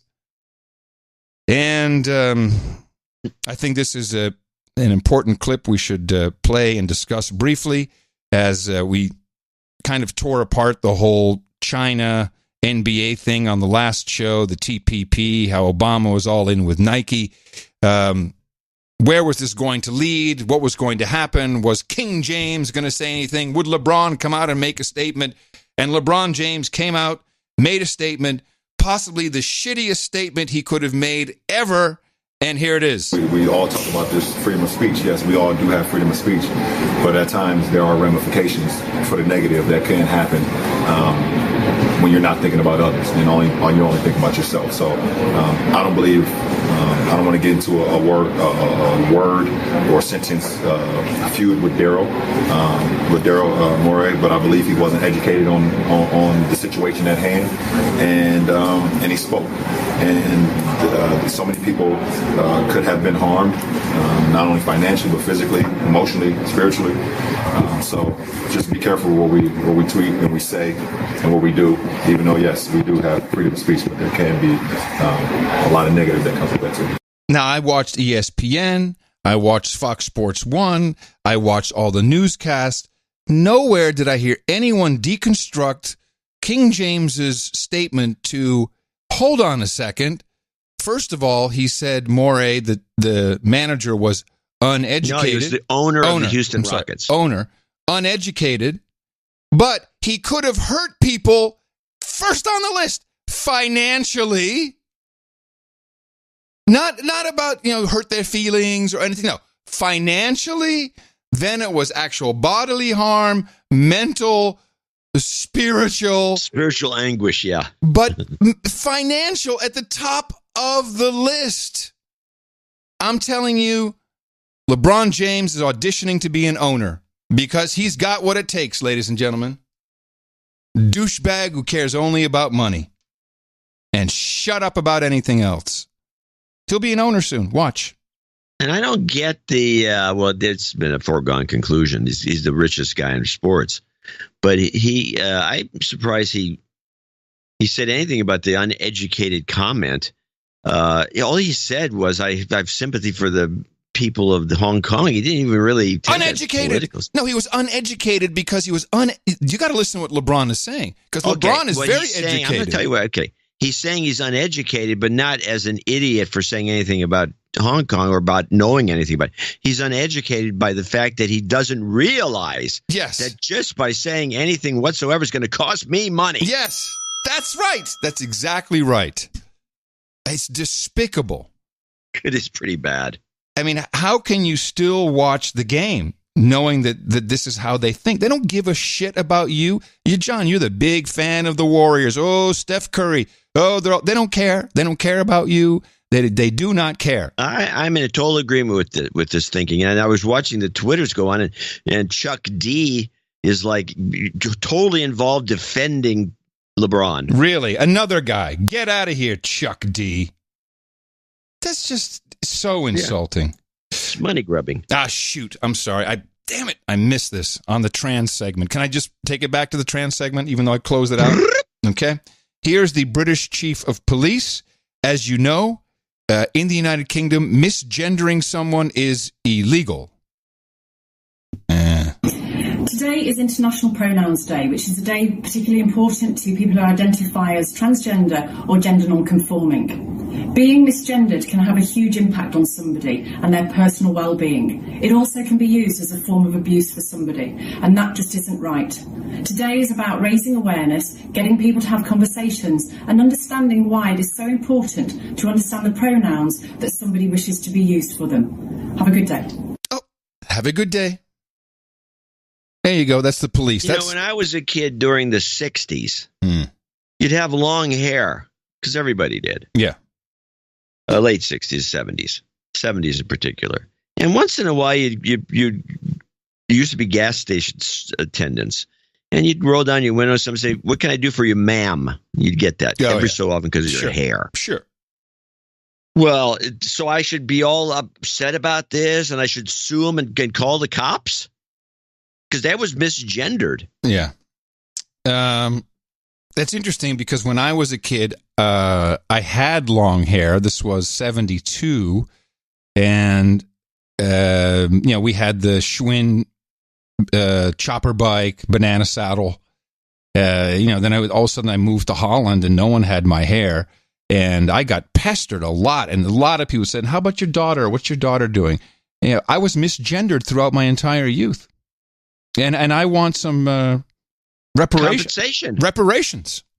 I want reparations for being misgendered. And I'm sure it affected me. I remember it always sucked. I'm like, it affected you, yeah. I do. I got more nervous tics. Yeah, that's when it started, around 7. That's exactly right. Uh-huh. Mm-hmm. It's not nervous tics. It's Tourette's syndrome. I'm a victim. I think all nervous tics are Tourette's. Oh, no, that's, I've talked about this with Pachenik. I've talked about it with Pachenik. And he says. What does he know about it? He's a psychologist and a psychiatrist and a something other-ist. He studied it. He was a captain. He said, no. Actually, his explanation was worse. He doesn't believe. He said, "You don't have Tourette's." I said, "What do you mean? Look, I'm ticking all over the place. That's not Tourette's." I said, "I could work with you and find it. It's just some severe trauma from your youth." I'm like, "I'd rather have Tourette's. I don't want to know. I don't fuck with my head. I don't want to know what the severe trauma was, Steve. Thanks." So it could be that. So he's one of those guys. Yeah, it could be the misgendering. It's possible. Mm-hmm. I'm not a girl. And now that I've gotten that out, maybe the tics will stop. Oh my God. It could actually work. Nope, it didn't. I just ticked. OTG going OTG. Time for another OTG report. That's right. OTG going OTG. I'm an OTG kind of guy. Yeah. That's it. Yes, as if you needed them, we love to give you reasons to consider going off the grid, or as Andrew Yang did not say, break up with big tech. Break up with them. You really don't need them. Here's what's happening. 4 stories. The first one, my favorite ad blocker, which many people use, uBlock Origin. You may even use that. Do you use what is it? uBlock Origin? I don't use that. It's very famous. Lots of people use it. Google is now rejecting that. It may no longer be installed from the Chrome Web Store. If actually, it may not be able to be installed at all. Why? Because it works? Yes. You didn't let me do the punchline. Yes, because it works. Sorry. You got punchline mania. That's exactly it. It's because it works. Let me see. There was an interview in the, let me see, is it the Daily? No, not the Mail. There was an interview with a Google muckety muck. I'm trying to find his name now. I'm sorry. I thought I was better prepared than that. With the UK publication. And he was asked a question. It says Google's devices chief. Okay, chief of devices over at Google. Thanks, BBC. Great reporting. I'm sure that's his title. Hi, I'm chief devices. After being challenged as to whether homeowners should tell guests that smart devices such as the Google Nest speaker or Amazon Echo display are in use before they enter the building, he concludes the answer is indeed yes. He says, gosh, I haven't thought about that way and quite that way before. Rick Osterlich, that's his name. It's quite important for all these technologies to think about all users. We have to consider all stakeholders that might be in proximity. Well, he says, I think you probably should tell guests before they come into your house that you are being listened to by Google and Amazon. Hello? A moment of clarity. You know, he'll be ex-chief of devices if he keeps that up. Very sad news about Apple's Safari browser. Well, before you go on, so maybe we should have some countermeasures as pedestrians wandering into someone's house. There's a lot of people that have these devices. Oh? Yes. And when whatever house you walk into, know what the devices are and just randomly send them some commands. Well, how do you do that? Hello, Google. And then you just tell it to erase my phone. Oh, no. Hello, Google. Reset the phone to factory standards. No, that's not going to work. B, that is not going to embarrass your host. Here's what you do. Hey, Google, look up some butt porn. Now that will embarrass your host, and that will make them think twice about it. Now, what would you do with Alexa?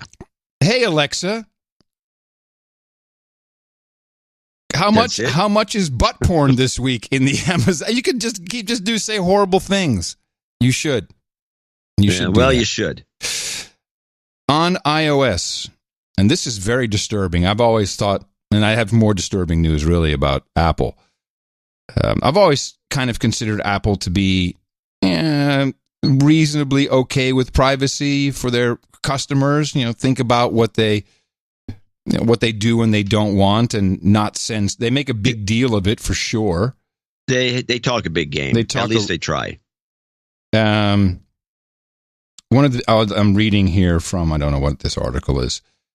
It's been discovered that Apple, which of course often positions itself as a champion in privacy of human rights, is sending some IP addresses from users of its Safari browser on iOS, that's your iPad and your iPhone, to Chinese conglomerate Tencent.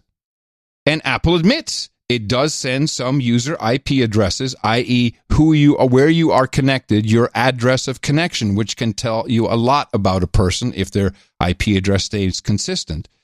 Apple admits it sends some user IP addresses to Tencent in the About Safari and Privacy section of its settings, and that's under the title Fraudulent Website Warning. Here's where it gets interesting. Before visiting a website, Safari may send information calculated from the website address to Google Safe Browsing and Tencent Safe Browsing to check if the website is fraudulent. This disqualifies Apple completely. Completely, especially sending it to Google and to the Chiners. I don't know. I find, and it's just, no one's really saying much about it. I guess everyone loves it, but I find that no one says anything about it because nobody nowadays cares. They don't know what's going on. They're just clueless. Oh, new phone. Let's unbox it. Right. So there is a new OTG phone on the way to me. It is loaded with the follow-up to Copperhead OS, which is something with an M. I forget what it is. And I was reading through the documentation. One of our producers is sending it to me so I can test it out. Here's something I overlooked with the whole don't be tracked and don't be annoyed. Now, this operating system, is a complete hardened, no Google Android that is just Android. Nothing that has Google on it is in there. But it does something that I had not considered, that you cannot block. At least you cannot block it on any type of operating system except for this one. And that is that the apps communicate with each other all the time. And this is not disclosed. It's not really discussed.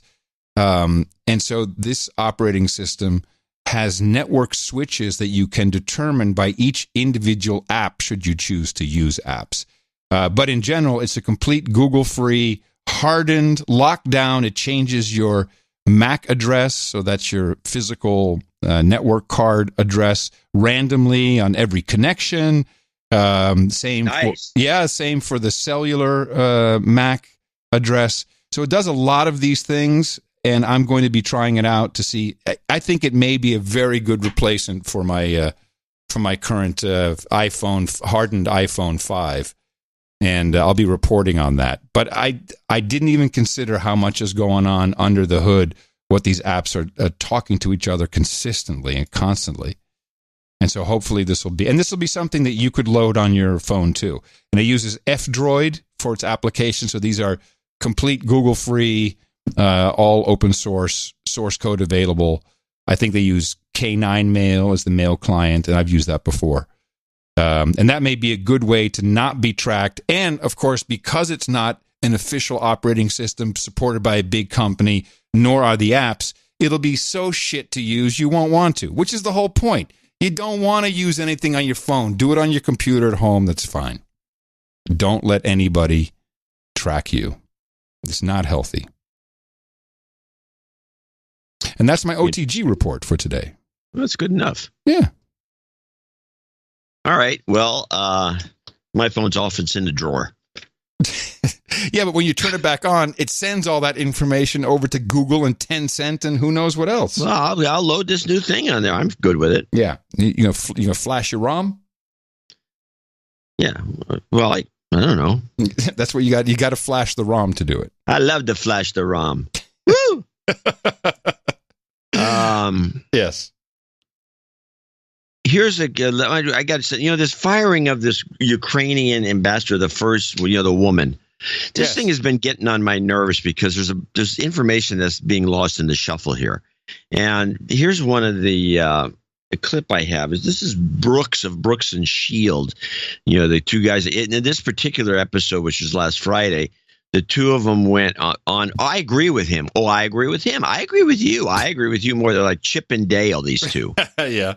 So this is Brooks on Ukraine firing. I mean, every day it's a blizzard of something. The Ivanovich thing today, it made me think, like, how many other people are involved in this? Because to fire an ambassador, you can't just do it president to ambassador. The whole senior echelon of the State Department has to be involved in some way in the firing of a credible, competent ambassador for political reasons.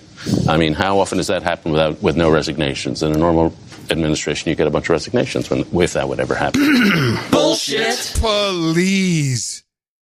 Are they okay? First of all, the woman was she did her. Most of these ambassadors, if you look over the list of all ambassadors, they all stay in office about 3 to 4 years max. Yeah, they got to get out. Usually it's about three and a half years, and she was at the end of her term. But more importantly, is an article that I pulled down from Brooks is full of crap. This is a lie. Friday, January 20th, 2017. And this was a report on the day before Trump's inauguration. Headline: Donald Trump has fired all U.S. foreign ambassadors with nobody to replace them. Right.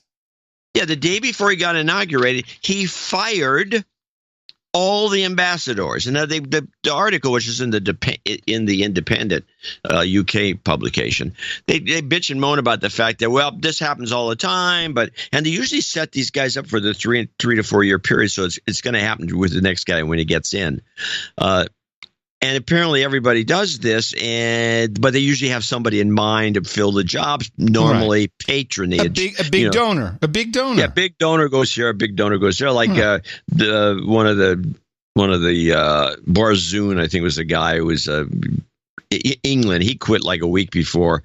He was a big donor, a packager, a bundler for Obama, and he quit like a week before Trump got in. But they all did, except this one woman. She stuck around for some reason. She never quit. She finally quit when her term was kind of up in May. It wasn't like he just fired her last week, which is what everyone wants to think. This is really poorly done in terms of like an execution. It's just untruthful, and no, it's not. I don't know if they're I don't know if these guys are lying or they're just stupid. But everybody knows how ambassadorships work. That's exactly the point. And then to say, "Oh no, the whole State Department has to weigh in. This is a career politician." Please, she was apparently looking, trolling social media, making sure that no one was saying anything bad, which the Republicans and Fox News called spying. But it's just the whole thing. I'm so tired. I don't even want to talk about Ukraine because it's meaningless. It doesn't mean anything. It's they just want to get impeachment going. We're right back at the beginning of the show where we started. That's all that this is about. There's another stream of news I was pointing out earlier, which is these untold news stories, that aren't really getting a lot of play, like Mexico going for marijuana. Yeah. I want to balance a little bit with some American stories that are seemingly even more important. Okay. And you have to listen to this. This is Savannah Guthrie and Hoda talking about poor Matt Lauer and the fact that he butt raped some woman that used to work at NBC. And this is the big news at NBC. You're always so nuanced. For 12 years, and I don't know if you guys have ever felt like that. Wow. What happened there? I think something's wrong with the beginning of your clip, but it starts here, I guess. I feel like we owe it to our viewers to pause for a moment.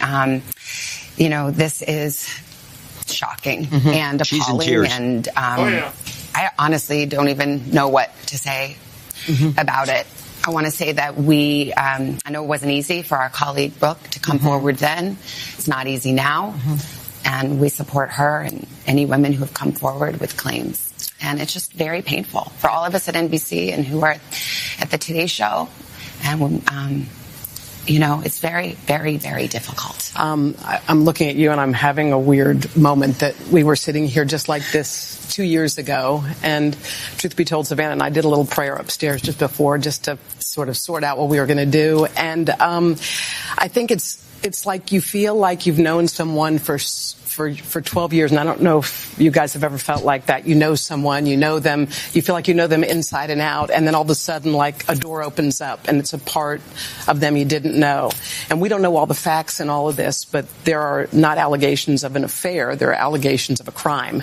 And I think that's shocking to all of us here who've sat with Matt for many, many years. So I think we're going to just sort of continue to process this part of this horrific story. And as you said, our thoughts are with Brooke. It's not easy what she did to come forward. It's not easy at all. No. And, I think I speak for all of us. We're disturbed to our core. Yeah. And we have a commitment to keep you informed, and we will continue to do that.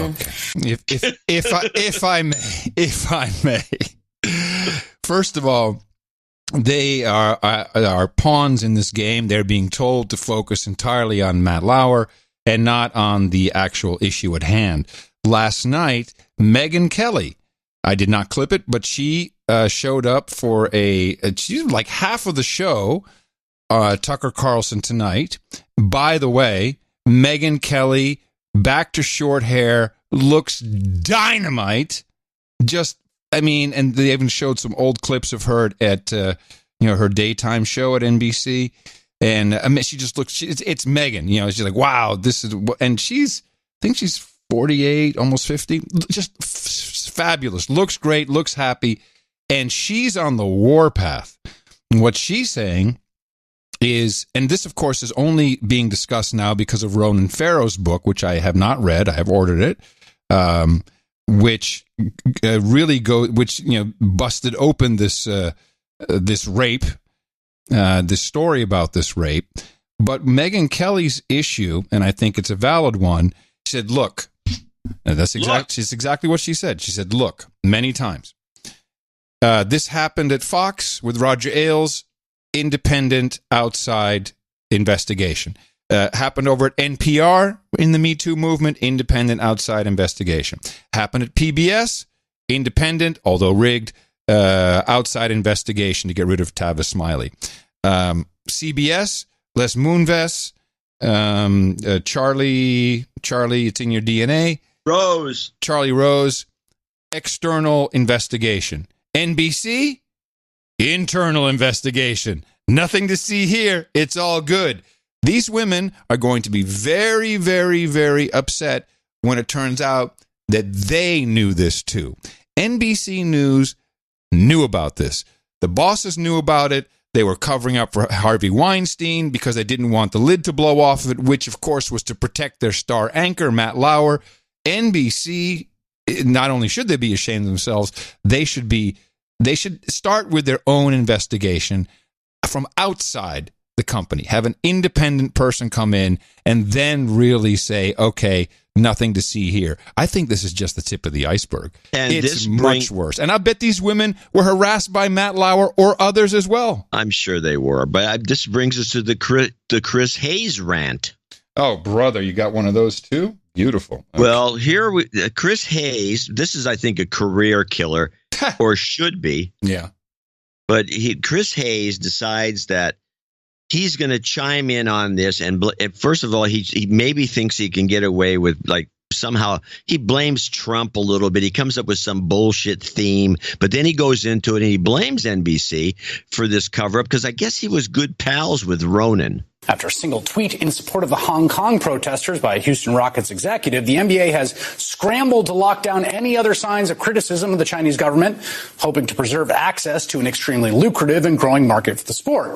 Now, of course, this kind of shying away from confrontation, choosing the path of least resistance, quite familiar in the news because it's what so many Republican members of Congress do every day when confronted with the bile, bigotry, and rank corruption and abuse of power with a man who's the head of their party. But it's important to note that it is not limited to them. In fact, the insidious destructive force of the path of least resistance is everywhere you look. Heck, I feel the tug of it myself as my own news organization is embroiled in a very public controversy over its conduct. As you've probably seen in his new book, Catch and Kill, my former colleague Ronan Farrow contends that NBC News slow-walked and then ultimately killed his reporting on Harvey Weinstein's sexual harassment and assault because it was intimidated by Weinstein and didn't want to cross him. Most distressingly, Farrow suggests NBC News was worried about the allegations of sexual assault and harassment against Matt Lauer coming out as a result of reporting on Weinstein and desperately wanted to avoid that. In Farrow's view, he was unable to break through what was effectively a conspiracy of silence from NBC News management. Now, NBC News vigorously denies this account. The president. Sorry, say what? He smacks his lips every time he goes to a new paragraph. It is annoying. In Farrow's, but not the only thing annoying. Oh, shoot. I'm sorry about that. Somehow the clip dumped out. No. Yeah, after path of least resistance is everywhere you look. Heck, I feel the tug of it myself as my own news organization is embroiled in a very public controversy over its conduct. As you've probably seen in his new book, Catch and Kill, my former colleague Ronan Farrow contends that NBC News slow-walked and then ultimately killed his reporting on Harvey Weinstein's sexual harassment and assault because it was intimidated by Weinstein and didn't want to cross him. Most distressingly, Farrow suggests NBC News was worried about the allegations of sexual assault and harassment against Matt Lauer coming out as a result of reporting on Weinstein and desperately wanted to avoid that. In Farrow's view, he was unable to break through what was effectively a conspiracy of silence from NBC News management. Now, NBC News vigorously denies this account. The president of NBC News, Noah Oppenheim, called Farrow's book a conspiracy theory in a memo sent out today, citing an internal NBC investigation that concluded that the extremely upsetting allegations against Lauer were not known internally at NBC. NBC has called any suggestion it did know false and offensive. And Oppenheim and others have also maintained since Farrow's departure 2 years ago, the Weinstein story was never broadcast because it lacked sufficient on-the-record sourcing, even after NBC supported Farrow's assignment for 7 months. One thing, though, is indisputable. Ronan Farrow walked out of NBC News after working on the Weinstein story, and within 2 months published an incredible article at The New Yorker that not only won a Pulitzer, but helped trigger a massive social and cultural reckoning that continues to this day. It is the kind of journalism that you want to do as a journalist, that everyone who works in this business should want to facilitate. Of course, there's a reason it took so long for the true story about Weinstein to be told, for the many allegations of him to stay locked in a vault. And that's because time and again, the path of least resistance for those with power was to not cross Weinstein or his army of friends and lawyers. Same goes for the many, many, many other powerful predators that we've come to know about. The path of least resistance is always there, beckoning seductively with an entirely plausible cover story. You've got bigger fish to fry. This isn't the hill to die on. The story isn't ready. But of course, it's the very ease of that path that makes it the enemy, the kind of work that we as journalists are supposed to do. Sounds like this thing is chickened out with this path of least resistance thesis. But it's still pretty rude if I was the head of news at the company, and if you assume they are the douchebags they are, which is obvious, I'd be very irked by this. No, I disagree. You think it was a setup to make them look good? Oh, yeah, but he's such a weak link in the whole operation. No, but that's why, hey, we've got to do something official. We've got to show that we have integrity. We got to show we got integrity. How do we do that? Well, let's not use Rachel. We don't want to besmirch her with any of this. No, she has to stay pristine. She's our star. Can't do that. Okay. How about the other lesbian? Yeah, we'll give it to him. No one cares about him. Let him do it. Blech. They didn't put this on prime time. Chris Hayes is not prime time. I'm not going to dispute the possibility that thinking existed. I'm hoping it didn't. Well, I'm hoping that a lot more comes out. The NBC it's no secret what goes on in media companies. You've worked in them. I've worked in them. But what was going on at NBC with management on top of all this, knowing about it, that's really pretty inexcusable. And heads will roll.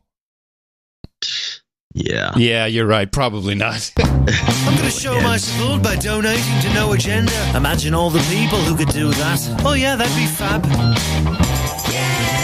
on No Agenda in the morning. We do have a few people to shank for show. Hey, I'm going to shank you for your donation. Let me shank you for that. Show 1182. Shank you. That's just a show title. Thank you very much. Thank you very much. Gary, Freudian slip. The truth wants to come out. Mm-hmm. Gary Alexander's at the top of the list. He's he's in Dubai, Arab Emirates, as we speak. Oh, nice. $133.33. Gary Ferris, or Fars or Ferris, I think it's Ferris. $112.12 in Spring Valley, California. It's pronounced Ferris. Well, that's what okay. There you go. And he needs a de-douching. Okay. You've been de-douched.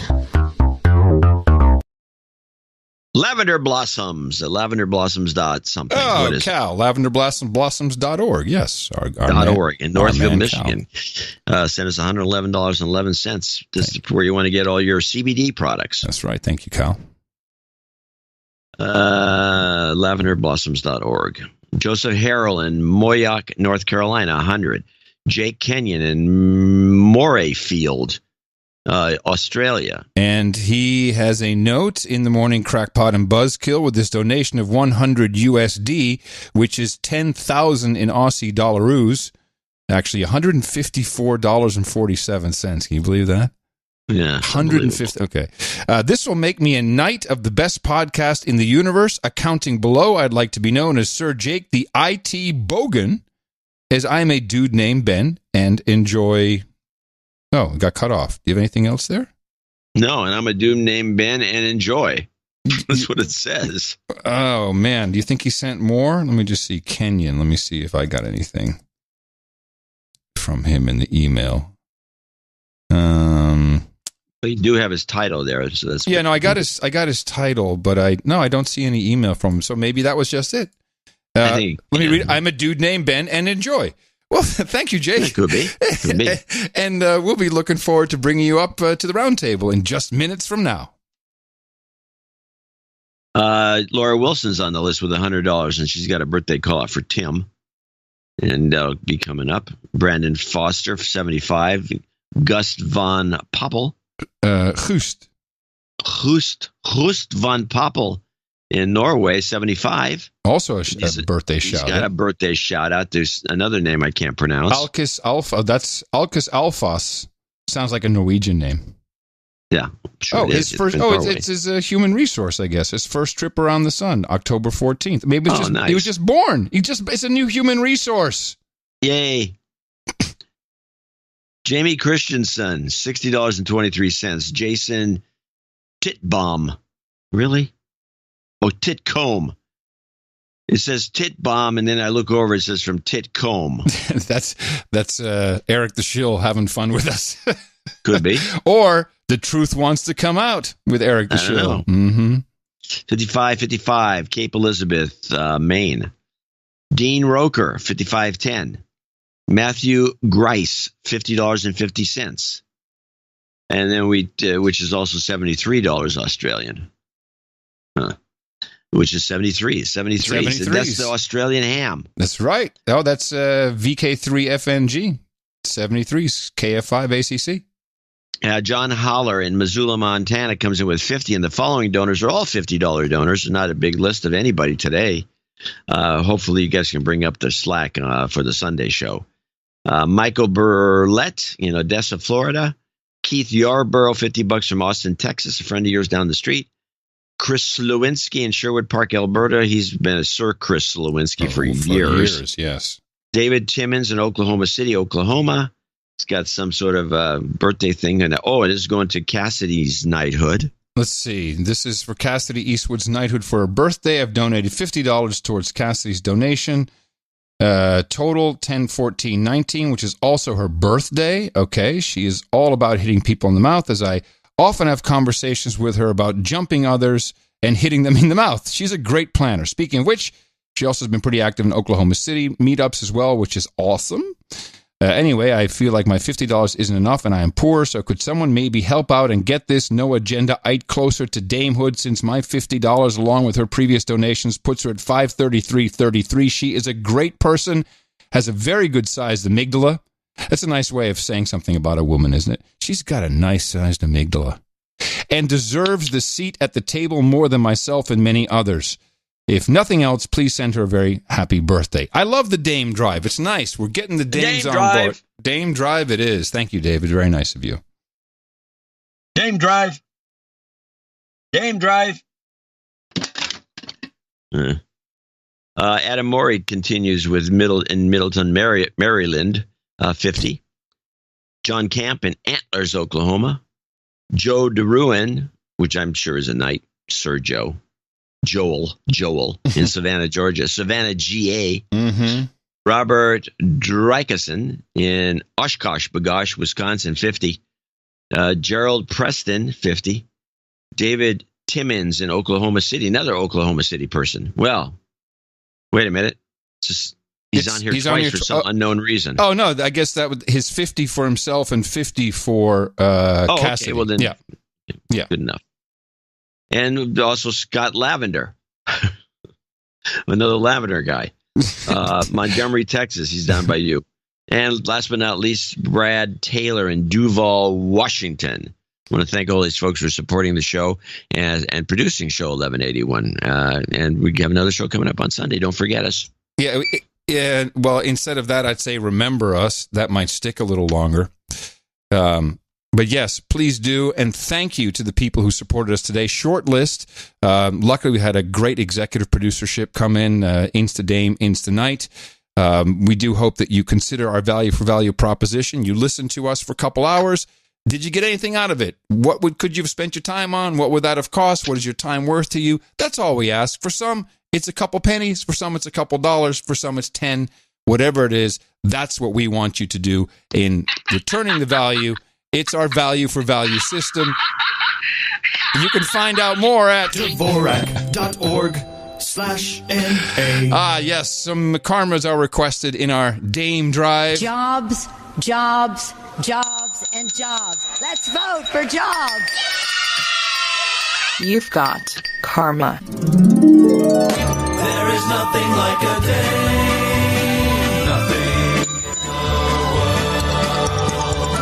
Gitmo Nation will claim there ain't anything like a day.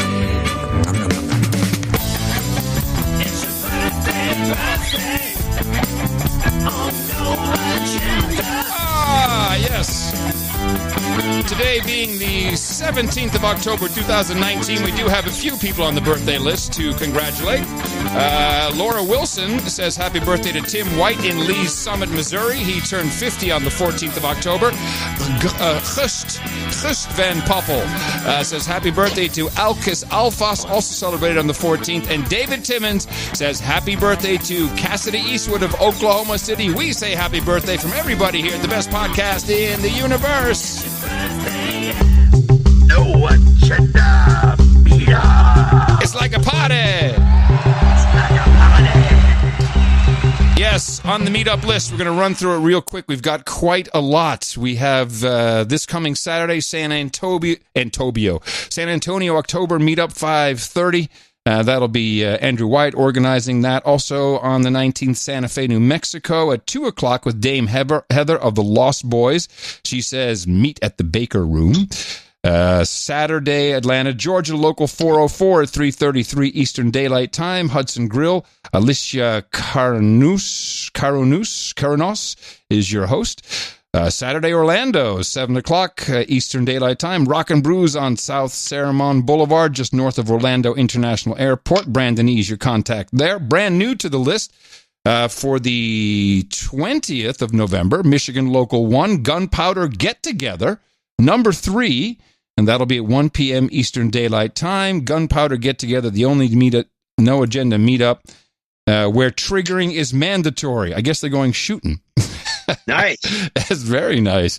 That'll be at the Linden Sportsman's Club in Linden, Missouri. That'll be fun. Douchebag Pat will be your host. The 20th, Sunday, Mason-Dixon Meetup, Louisville, Kentucky. High noon, upstairs space at Monarch Beer Company. Sir Mittens of Falls City organizing that. Nashville, Tennessee on the 24th. This is the Tennessee Hallow Meetup, 6 o'clock at Mas Tacos. Rich B organizing for you. Friday the 25th, Oregon Local 33, Portland number 4. 6:30 Pacific Daylight Time, Fecklin Brewery and Smokehouse. Tim, your executive producer from episode 962, is your host. On the 25th as well, Charlotte, North Carolina, 7:30, Sycamore Brewing, Bile Cameron hosting for you. The 26th, Nashville, Tennessee, 7:30. Now it says AM. I'm going to think that's PM. But we can check it on noagendameetups.com. Oh, no, it is. It's AM, breakfast before Politicon. That's why we have 2 meetups in Nashville close together. So Politicon 2019 is in Nashville. They're doing a breakfast meetup, 7:30 at the Sun Diner. Anthony is your host. Colorado Springs Local 719, meetup at the Phantom Canyon Brewing Company. Andrew Jones is organizing for you. And also a new entry for Sunday the 27th, No Agenda Local 1, brunch at Plymouth, Michigan. 11 a.m., Stella's Sidetrack, formerly known as Station 885. Sir Timothy of the No Fixed Title, Baron of the Upper Peninsula of Michigan, is your host for that. Please go to noagendameetups.com to learn all about the meetups that you just heard about, or if you'd like to organize your own. And I wanted to say hi to Fab and let me see, I think it was Fab and one other person who showed up at the Hamburg Douchebags meetup that was at the Barley and Malt in Hamburg's Old Harbor District. Due to the meetup being planned on short notice and not having been announced on the show, probably because of short notice, only myself and douchebag Brigadier Bradshaw were in attendance. Aside from the small number of people present, we feel it was a very successful meetup with hours of discussion about smartphone zombies, douchebag millennials, grumpy server admins, and the vagaries of NTP configs. How could you not want to go to one of these meetups? This is where you want to be. NoAgendaMeetups.com. Thank you for everybody who organizes, who attends, and thanks for Mimi for putting the whole good list together. And that's it for our meetups. Now we do have we've got 2 knightings, 1 daming, so I need the blade from you, Mr. Dvorak. I got a big blade. A big blade.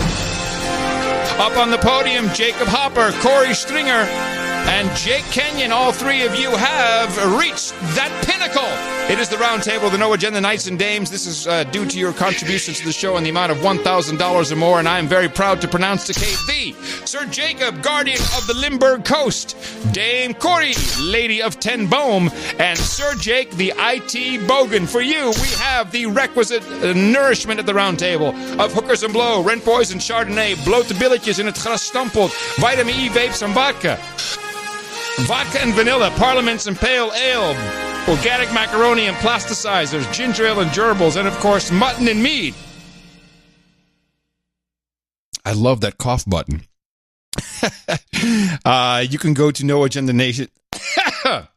It's just dry. I'm sorry. Yeah, you need some water. Yeah, I do. I tried to cover it up, but Gulp, gulp, gulp, gulp. Yes. Go to noagendanation.com/rings and welcome to the round table. A brand new dame as the Dame Drive continues. More dames, more of the time, right here on your No Agenda show. That's your cue. That's your cue to pick it up. Yeah, well, I'm picking it up. So while you're coughing, yes, I got a couple more clips to get out of here with. Okay. First of all, getting back to American news. The big scandal, of course, was this video that was shown to 5 guys in a closet. And I guess one of the guys was triggered by it. Well, and so I don't know anything about this story. What video? This is news to me. Oh, there was you like the movie Kingsman? Yes. Yeah, I like 1 and 2, There's a church scene. This is actually a video, I think it was produced and put out on the... I've seen this video. Now I know what video you're talking about. Yeah, it's been around. It's not new. So they took the church scene from the Kingsman, where a lot of people get killed in horrific ways, and they posted mainstream Trump's media head logos. on the guy. Mainstream media logos on the victims, yes. Yeah, and a couple of politicians. It's an outrage. Huge, it's an monster outrage. Scandal they don't know what to do with, but it's grounds for impeachment, the way I see it. Of course. And we do have one of the local news stations that covered it for a minute and 46. There's actually a long report. Wow. And then you can't really show much of the video because it's so too violent, yes. It's too harsh on the eyeballs. But here's the report on the violent video so you can all keep up. And now onto a shocking, violent, and quite frankly offensive video surfacing in a New York Times report. They say this video depicting the president shooting and stabbing opponents and media outlets was shown at Trump Doral last week. The president's son, Donald Trump Jr., was at that event, and now we're hearing from him. Let's get right to Local 10's Amy Viteri in the newsroom with that video that's receiving wide condemnation on social media. Amy. Well, Louis, the video, which was reportedly not shown in the main ballroom, spoofs a scene from a movie and shows the president shooting his critics and the press. Now, here is the video that is being shared on social media. It is a doctored version of a scene from the movie Kingsman, starring Colin Firth. The president's face is superimposed over Firth's character as he shoots and stabs those with superimposed media outlet logos, and some Democratic members of Congress, such as Maxine Waters, who you saw there a couple moments ago. At one point, the late Senator John McCain is depicted being stabbed. Now, the White House Correspondents Association also commenting on the video in a statement saying all Americans should condemn this depiction of violence directed toward journalists and the president's political opponents. We call on everybody to denounce this video and affirm that violence has no place in our society. A spokesman for Donald Jr. told the New York Times, quote, Don hasn't seen the video and was unaware of its existence until the recent media reports about it, but he strongly condemns the type of disgusting and graphic violence purported to be depicted in the video against members of the media. Regardless of political party, we should all reject any and all violence in our politics, whether it's directed toward members of the media, politicians, the family members of politicians, or political activists. The president's re-election campaign says the video was not produced by the campaign and that they do not condone violence. Louis. You know, I was talking about our value for value model and, what is the time that we entertained you or informed you? What is it worth to you? And this is 1 minute and 46 seconds that, I mean, we'll never get that back. That is the first of all, the video is a year old. This doctored. It's doctored. It's violent. No one had a problem with the movie where they were killing churchgoers. That is the point I want to make. How come the actual movie itself, which is incredible, it's funny, violent. Yeah, of course, but it's violent. Yes. Nobody says jack about that. No. And then nobody said anything about the orange bullets. No. You have to wear your Q glasses. You can't understand the bullets. The orange bullets don't work unless you got Q vision. This it won't take much longer. But the only loser right now is the mainstream media. The mainstream news has lost all credibility. It will not matter. You see the ratings the way they are now. It's only going to get less. It will no longer be profitable. I'm still kind of thankful that Mike, the MyPillow guy, is keeping Tucker Carlson on the air. I think he has interesting guests. That's always fun to watch. Did you see when Trump was in Minnesota, he called out Mike, because I guess Mike's up in that area. Dude, Mike is in the audience. Mike is an American hero. And so he calls him out, and he goes on and on about what a great advertiser, and the guy who really knows how to buy ads. Well, he does. He's all over Fox has been so deplatformed, particularly Tucker Carlson. I'm surprised he's on the air at all. But yeah, I think Mike, the MyPillow guy, is, and it's a long spot. I think it's 2.5 minute spot. It runs every commercial break. That's all they got. It's terrible. It's really, but it's gross. They don't even understand what they're doing. We are the future of news. And why are we the future of news? I'll tell you why. Because we have boots on the ground worldwide. Last night we did another NAMS PrepNet. If you want to join those and you're a ham radio operator, join the NAMS. That's NAMS, N-A-M-S, short for No Agenda Hams. Go to k5acc.com to find out how you can get on the All-Star Link network. There's always 10 to 15 hams who are checking in. We have multiple truck drivers. We got all kinds of cool reports and people talking amongst themselves. This is all something that the mainstream can no longer do. They don't regard the audience as a part of the process. If you want any secret about podcasting, please take it from us.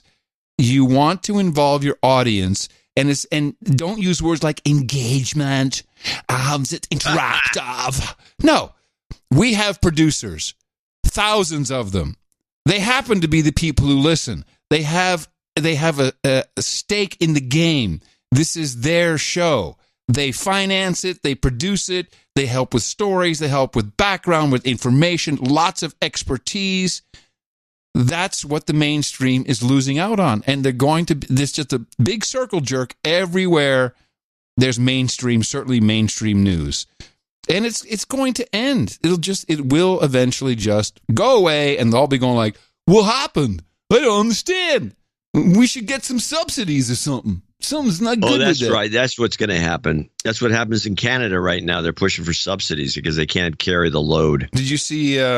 Glad you didn't say skin in the game, by the way. No, for some reason that phrase really irks me. Yeah, I stayed away from that. Senator Blumenthal had something to say about journalists, and I'm just wondering if he really wants to include this in his new protected class. He has a bill in that is going to protect journos. We know from the incidents that have occurred in the past, and in fact, some of these attacks on journalists have been fatal, that there is a segment of the population that feels an antipathy toward the press that they express verbally in threats and also at the extreme physically in direct attacks on the press. So what we have to address is the continuing threat of physical violence, whether by guns or other means, against the press that may intimidate them in their vital news gathering operation. It is a priority for me to protect news gathering operations, no matter what their form. Okay. And the act that we're proposing would in fact establish a federal crime when someone threatens or attacks anyone doing fact gathering or news operations. That is the purpose of this bill. It would be punishable if it's bodily injury by up to 3 years, serious bodily injury by up to 6 years, and a fine. And news gathering is broadly defined to include book writing, magazine, obviously photography, any kind of media that involves communication with the public. Hey man, back off. I'm an Instagram influencer. I take photographs. I'm protected. Hold on a second. This is interesting because there's a number of areas where if you're taking photographs, the cops will come over and bash you in the head. That's right. And then they can go to jail for 3 years. Yeah. This will be, they're going to have to deal with that. I have to look at this bill when they finalize it. Yeah. You know, that annoys me so much. I'm always seeing announcements of bills. I saw that Maxine Waters has announced the bill. It's gone into committee, so we're not allowed to see the text yet, which will end homelessness. Okay, I know.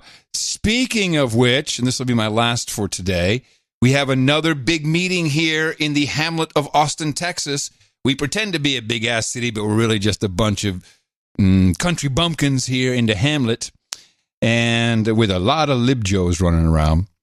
So tonight on the docket, once again, is the conversation of whether we should rescind and reject and overturn and reinstate the no camping, no lie ban, so that we don't drown in feces and needles like some other places we know.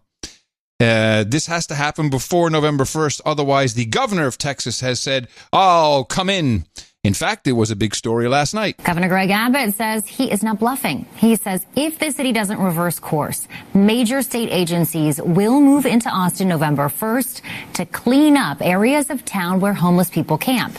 They include DPS troopers, transportation, and state health services. KXAN's political reporter Phil Prazen is back with an interview you'll only see here on KXAN. I spent 3 days in Dallas, Texas, the past few days, and covered almost every area of downtown Dallas. There was not one person out camping, not one person laying on the street, no feces on the ground. They have more homeless in Dallas than they have in Austin, Texas, because they have an orderly process. They go about making sure that the what's going on in downtown Austin has not taken place in downtown Dallas. They have more than enough money to solve the problems. They just need to step up and address it and show leadership. Second thing then they should do is stop the hypocrisy.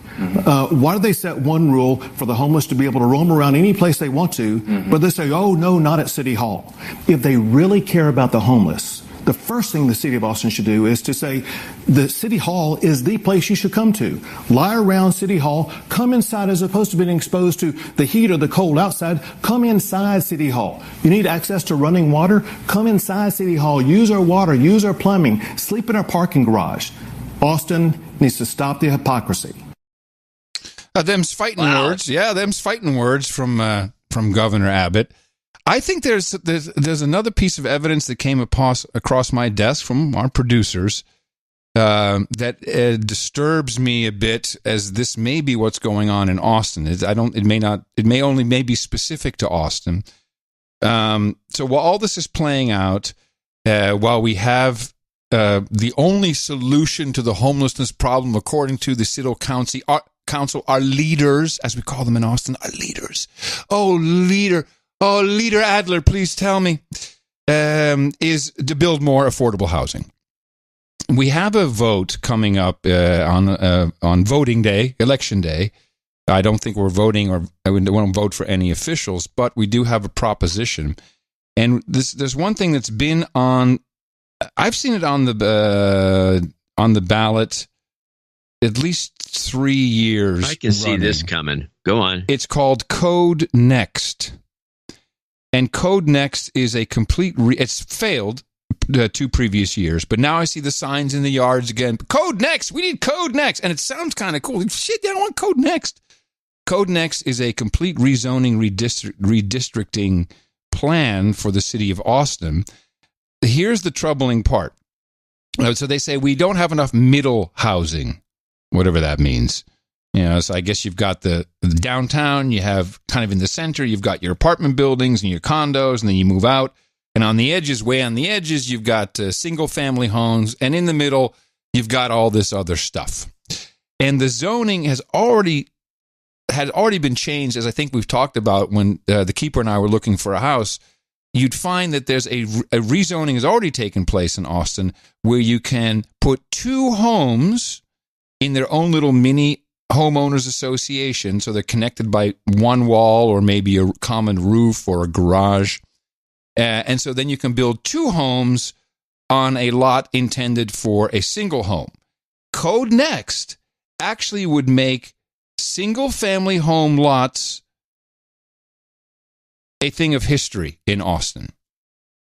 And in the corridors that they've outlined on the map, the transition zones and corridors, whatever that means, it's basically everywhere. Middle housing will be zoned by allowing for single-family home lots to contain buildings that can house up to 4 families and can be 60 feet high and can take up 2 to 5 lots. So they want to completely overpopulate all of the surrounding areas of Austin under the auspices of we need affordable housing. And of course, is what's going to happen with that. It's not going to go to any homeless people, but all of Austin could be these horrible fourplexes, triplexes and fourplexes. Fourplexes are fine if they're here and there. Isn't this part of Agenda 21 or some process where they're trying to eliminate single home owners in the United States or in the world? Totally part of that. Absolutely. Yeah, and this is just a scheme to start that process. So screw you homeowners. If you have a home, too bad. They can forcibly make you change. If your home is X amount of years old, there's all these. You will not be able to buy a house, which I'm okay with. People who buy a tear down. So even and there's a lot of tear down situations in Austin. We've got a lot of these older homes from the turn of the century, and if the land is much more valuable than the home, you won't be able to tear that down unless you're going to build a triplex or a quadplex. And it's going to ruin the character of Austin, and it's just going to house, tech workers. Yeah, tech workers are probably the worst because they're just like busy bees, and they'll just move into overpriced apartments and share. There's a couple of operations in San Francisco where there's 10 people and 10 people living in a small space with special bunk beds all set up. Yeah, only costs $1,000 a month. But I'm kind of connecting these two, and I feel that they're trying to hold off on this because they want to possibly, because again, Code Next has failed in. How about voting no? Well, no, but I think they're going to try. What I think we'll find out tonight. Tonight we have another, the big Council City meeting. I think what they may be trying to do is to say, we really want to build affordable housing, but we can't. We got to zone it. You got to vote yes for Code Next. I'm telling you, this is coming. These guys are so cynically evil. I wouldn't put it past them that that's what's going on. In the meantime, we got poop on the streets. As some people have boots on the ground, we got poop on the ground, as Governor Abbott said. And we'll see what he does, and we'll see what happens tonight. I will have a report on Sunday's show. Sounds good to me. You want one last clip before we leave? Sure, let's do it. Okay, I have, there's a Extinction Rebellion. One of the big bitches and moans that went on about the debates you've heard on Democracy Now! Is they brought on expert after expert moaning and groaning about how none of the questioners asked anything about climate change, which is really the most important topic. Yeah, I mean, it's existential threat. How could we not? It's an existential threat. So the Existence Rebellion people, and I'm going to ask is just a rhetorical question. What is the deal with dragging boats through the street and then propping them up someplace in the middle of town? They did it in London and they've done it in New York.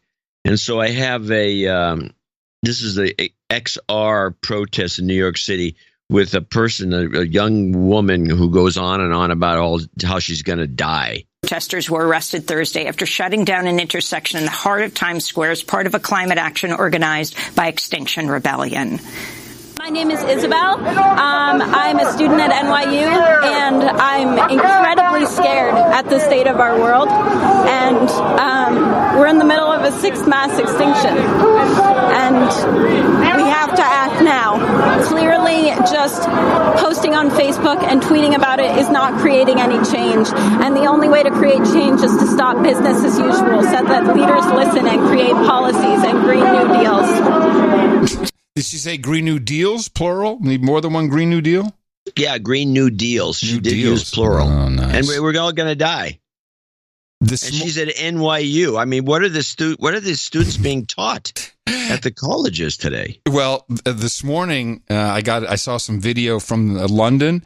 The Londoners are tired of the Extinction Rebellion people who, of course, have been lying on top of the subway trains and other trains.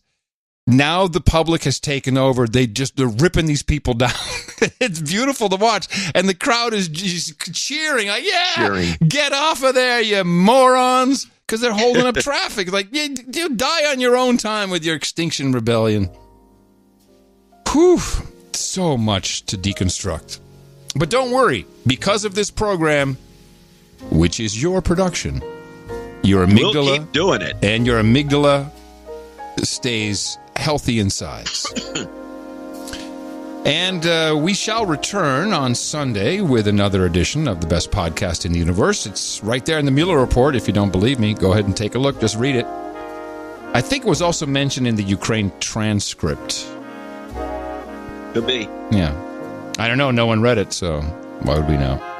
Space Force. Please remember us for our show on Sunday and support the program at Dvorak.org/NA. Coming up next on the No Agenda stream, Nick the Rat with Tales from the Sewer, Part 3.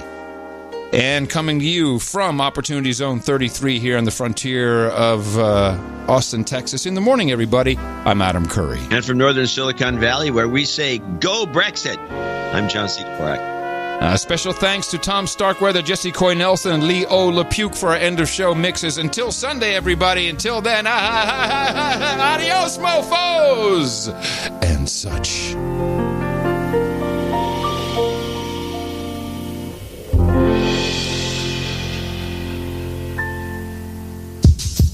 Raise your hands. Guess what? So if you're asking me, I don't need lessons from you on courage. Completely despicable. Senator Warren, I just want to say that I was surprised to hear that you did not agree with me. I got votes for that bill. If all we can do is take their money, we should be ashamed about that. Well, first of all, let me say this. Senator Sanders is right. I am not going to give these police officers another reason to go door to door in certain communities. And we're not stopping there. How many of you have noticed stores closing where you work and live here in Ohio? Raise your hands. Guess what? You are making Republican talking points right now in this room. You make it to the top 0.1%, then pitch in 2 cents. Demonizing wealth people. What I talked about is how you get things done. But I want to give a reality check here to Elizabeth. When we're talking about him, we are losing. We need to present a new vision, and that even includes talking about impeaching Donald Trump. What we have to do now is focus on Donald Trump. He doesn't want me to be the candidate. He's going after me because he knows if I get the nomination, I will beat him like a drum.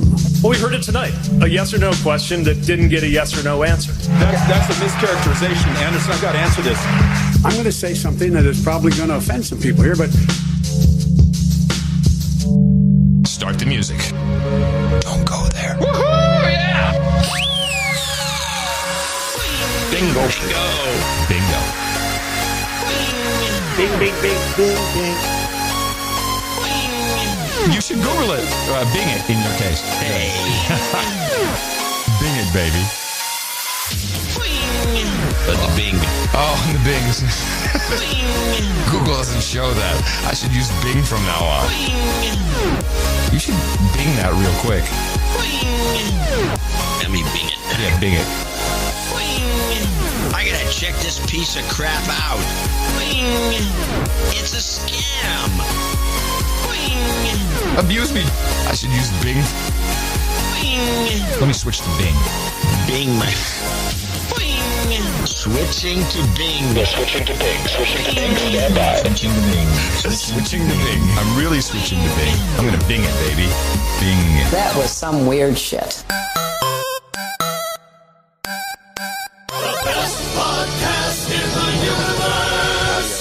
Mofo. Dvorak.org/NA. This is shameful.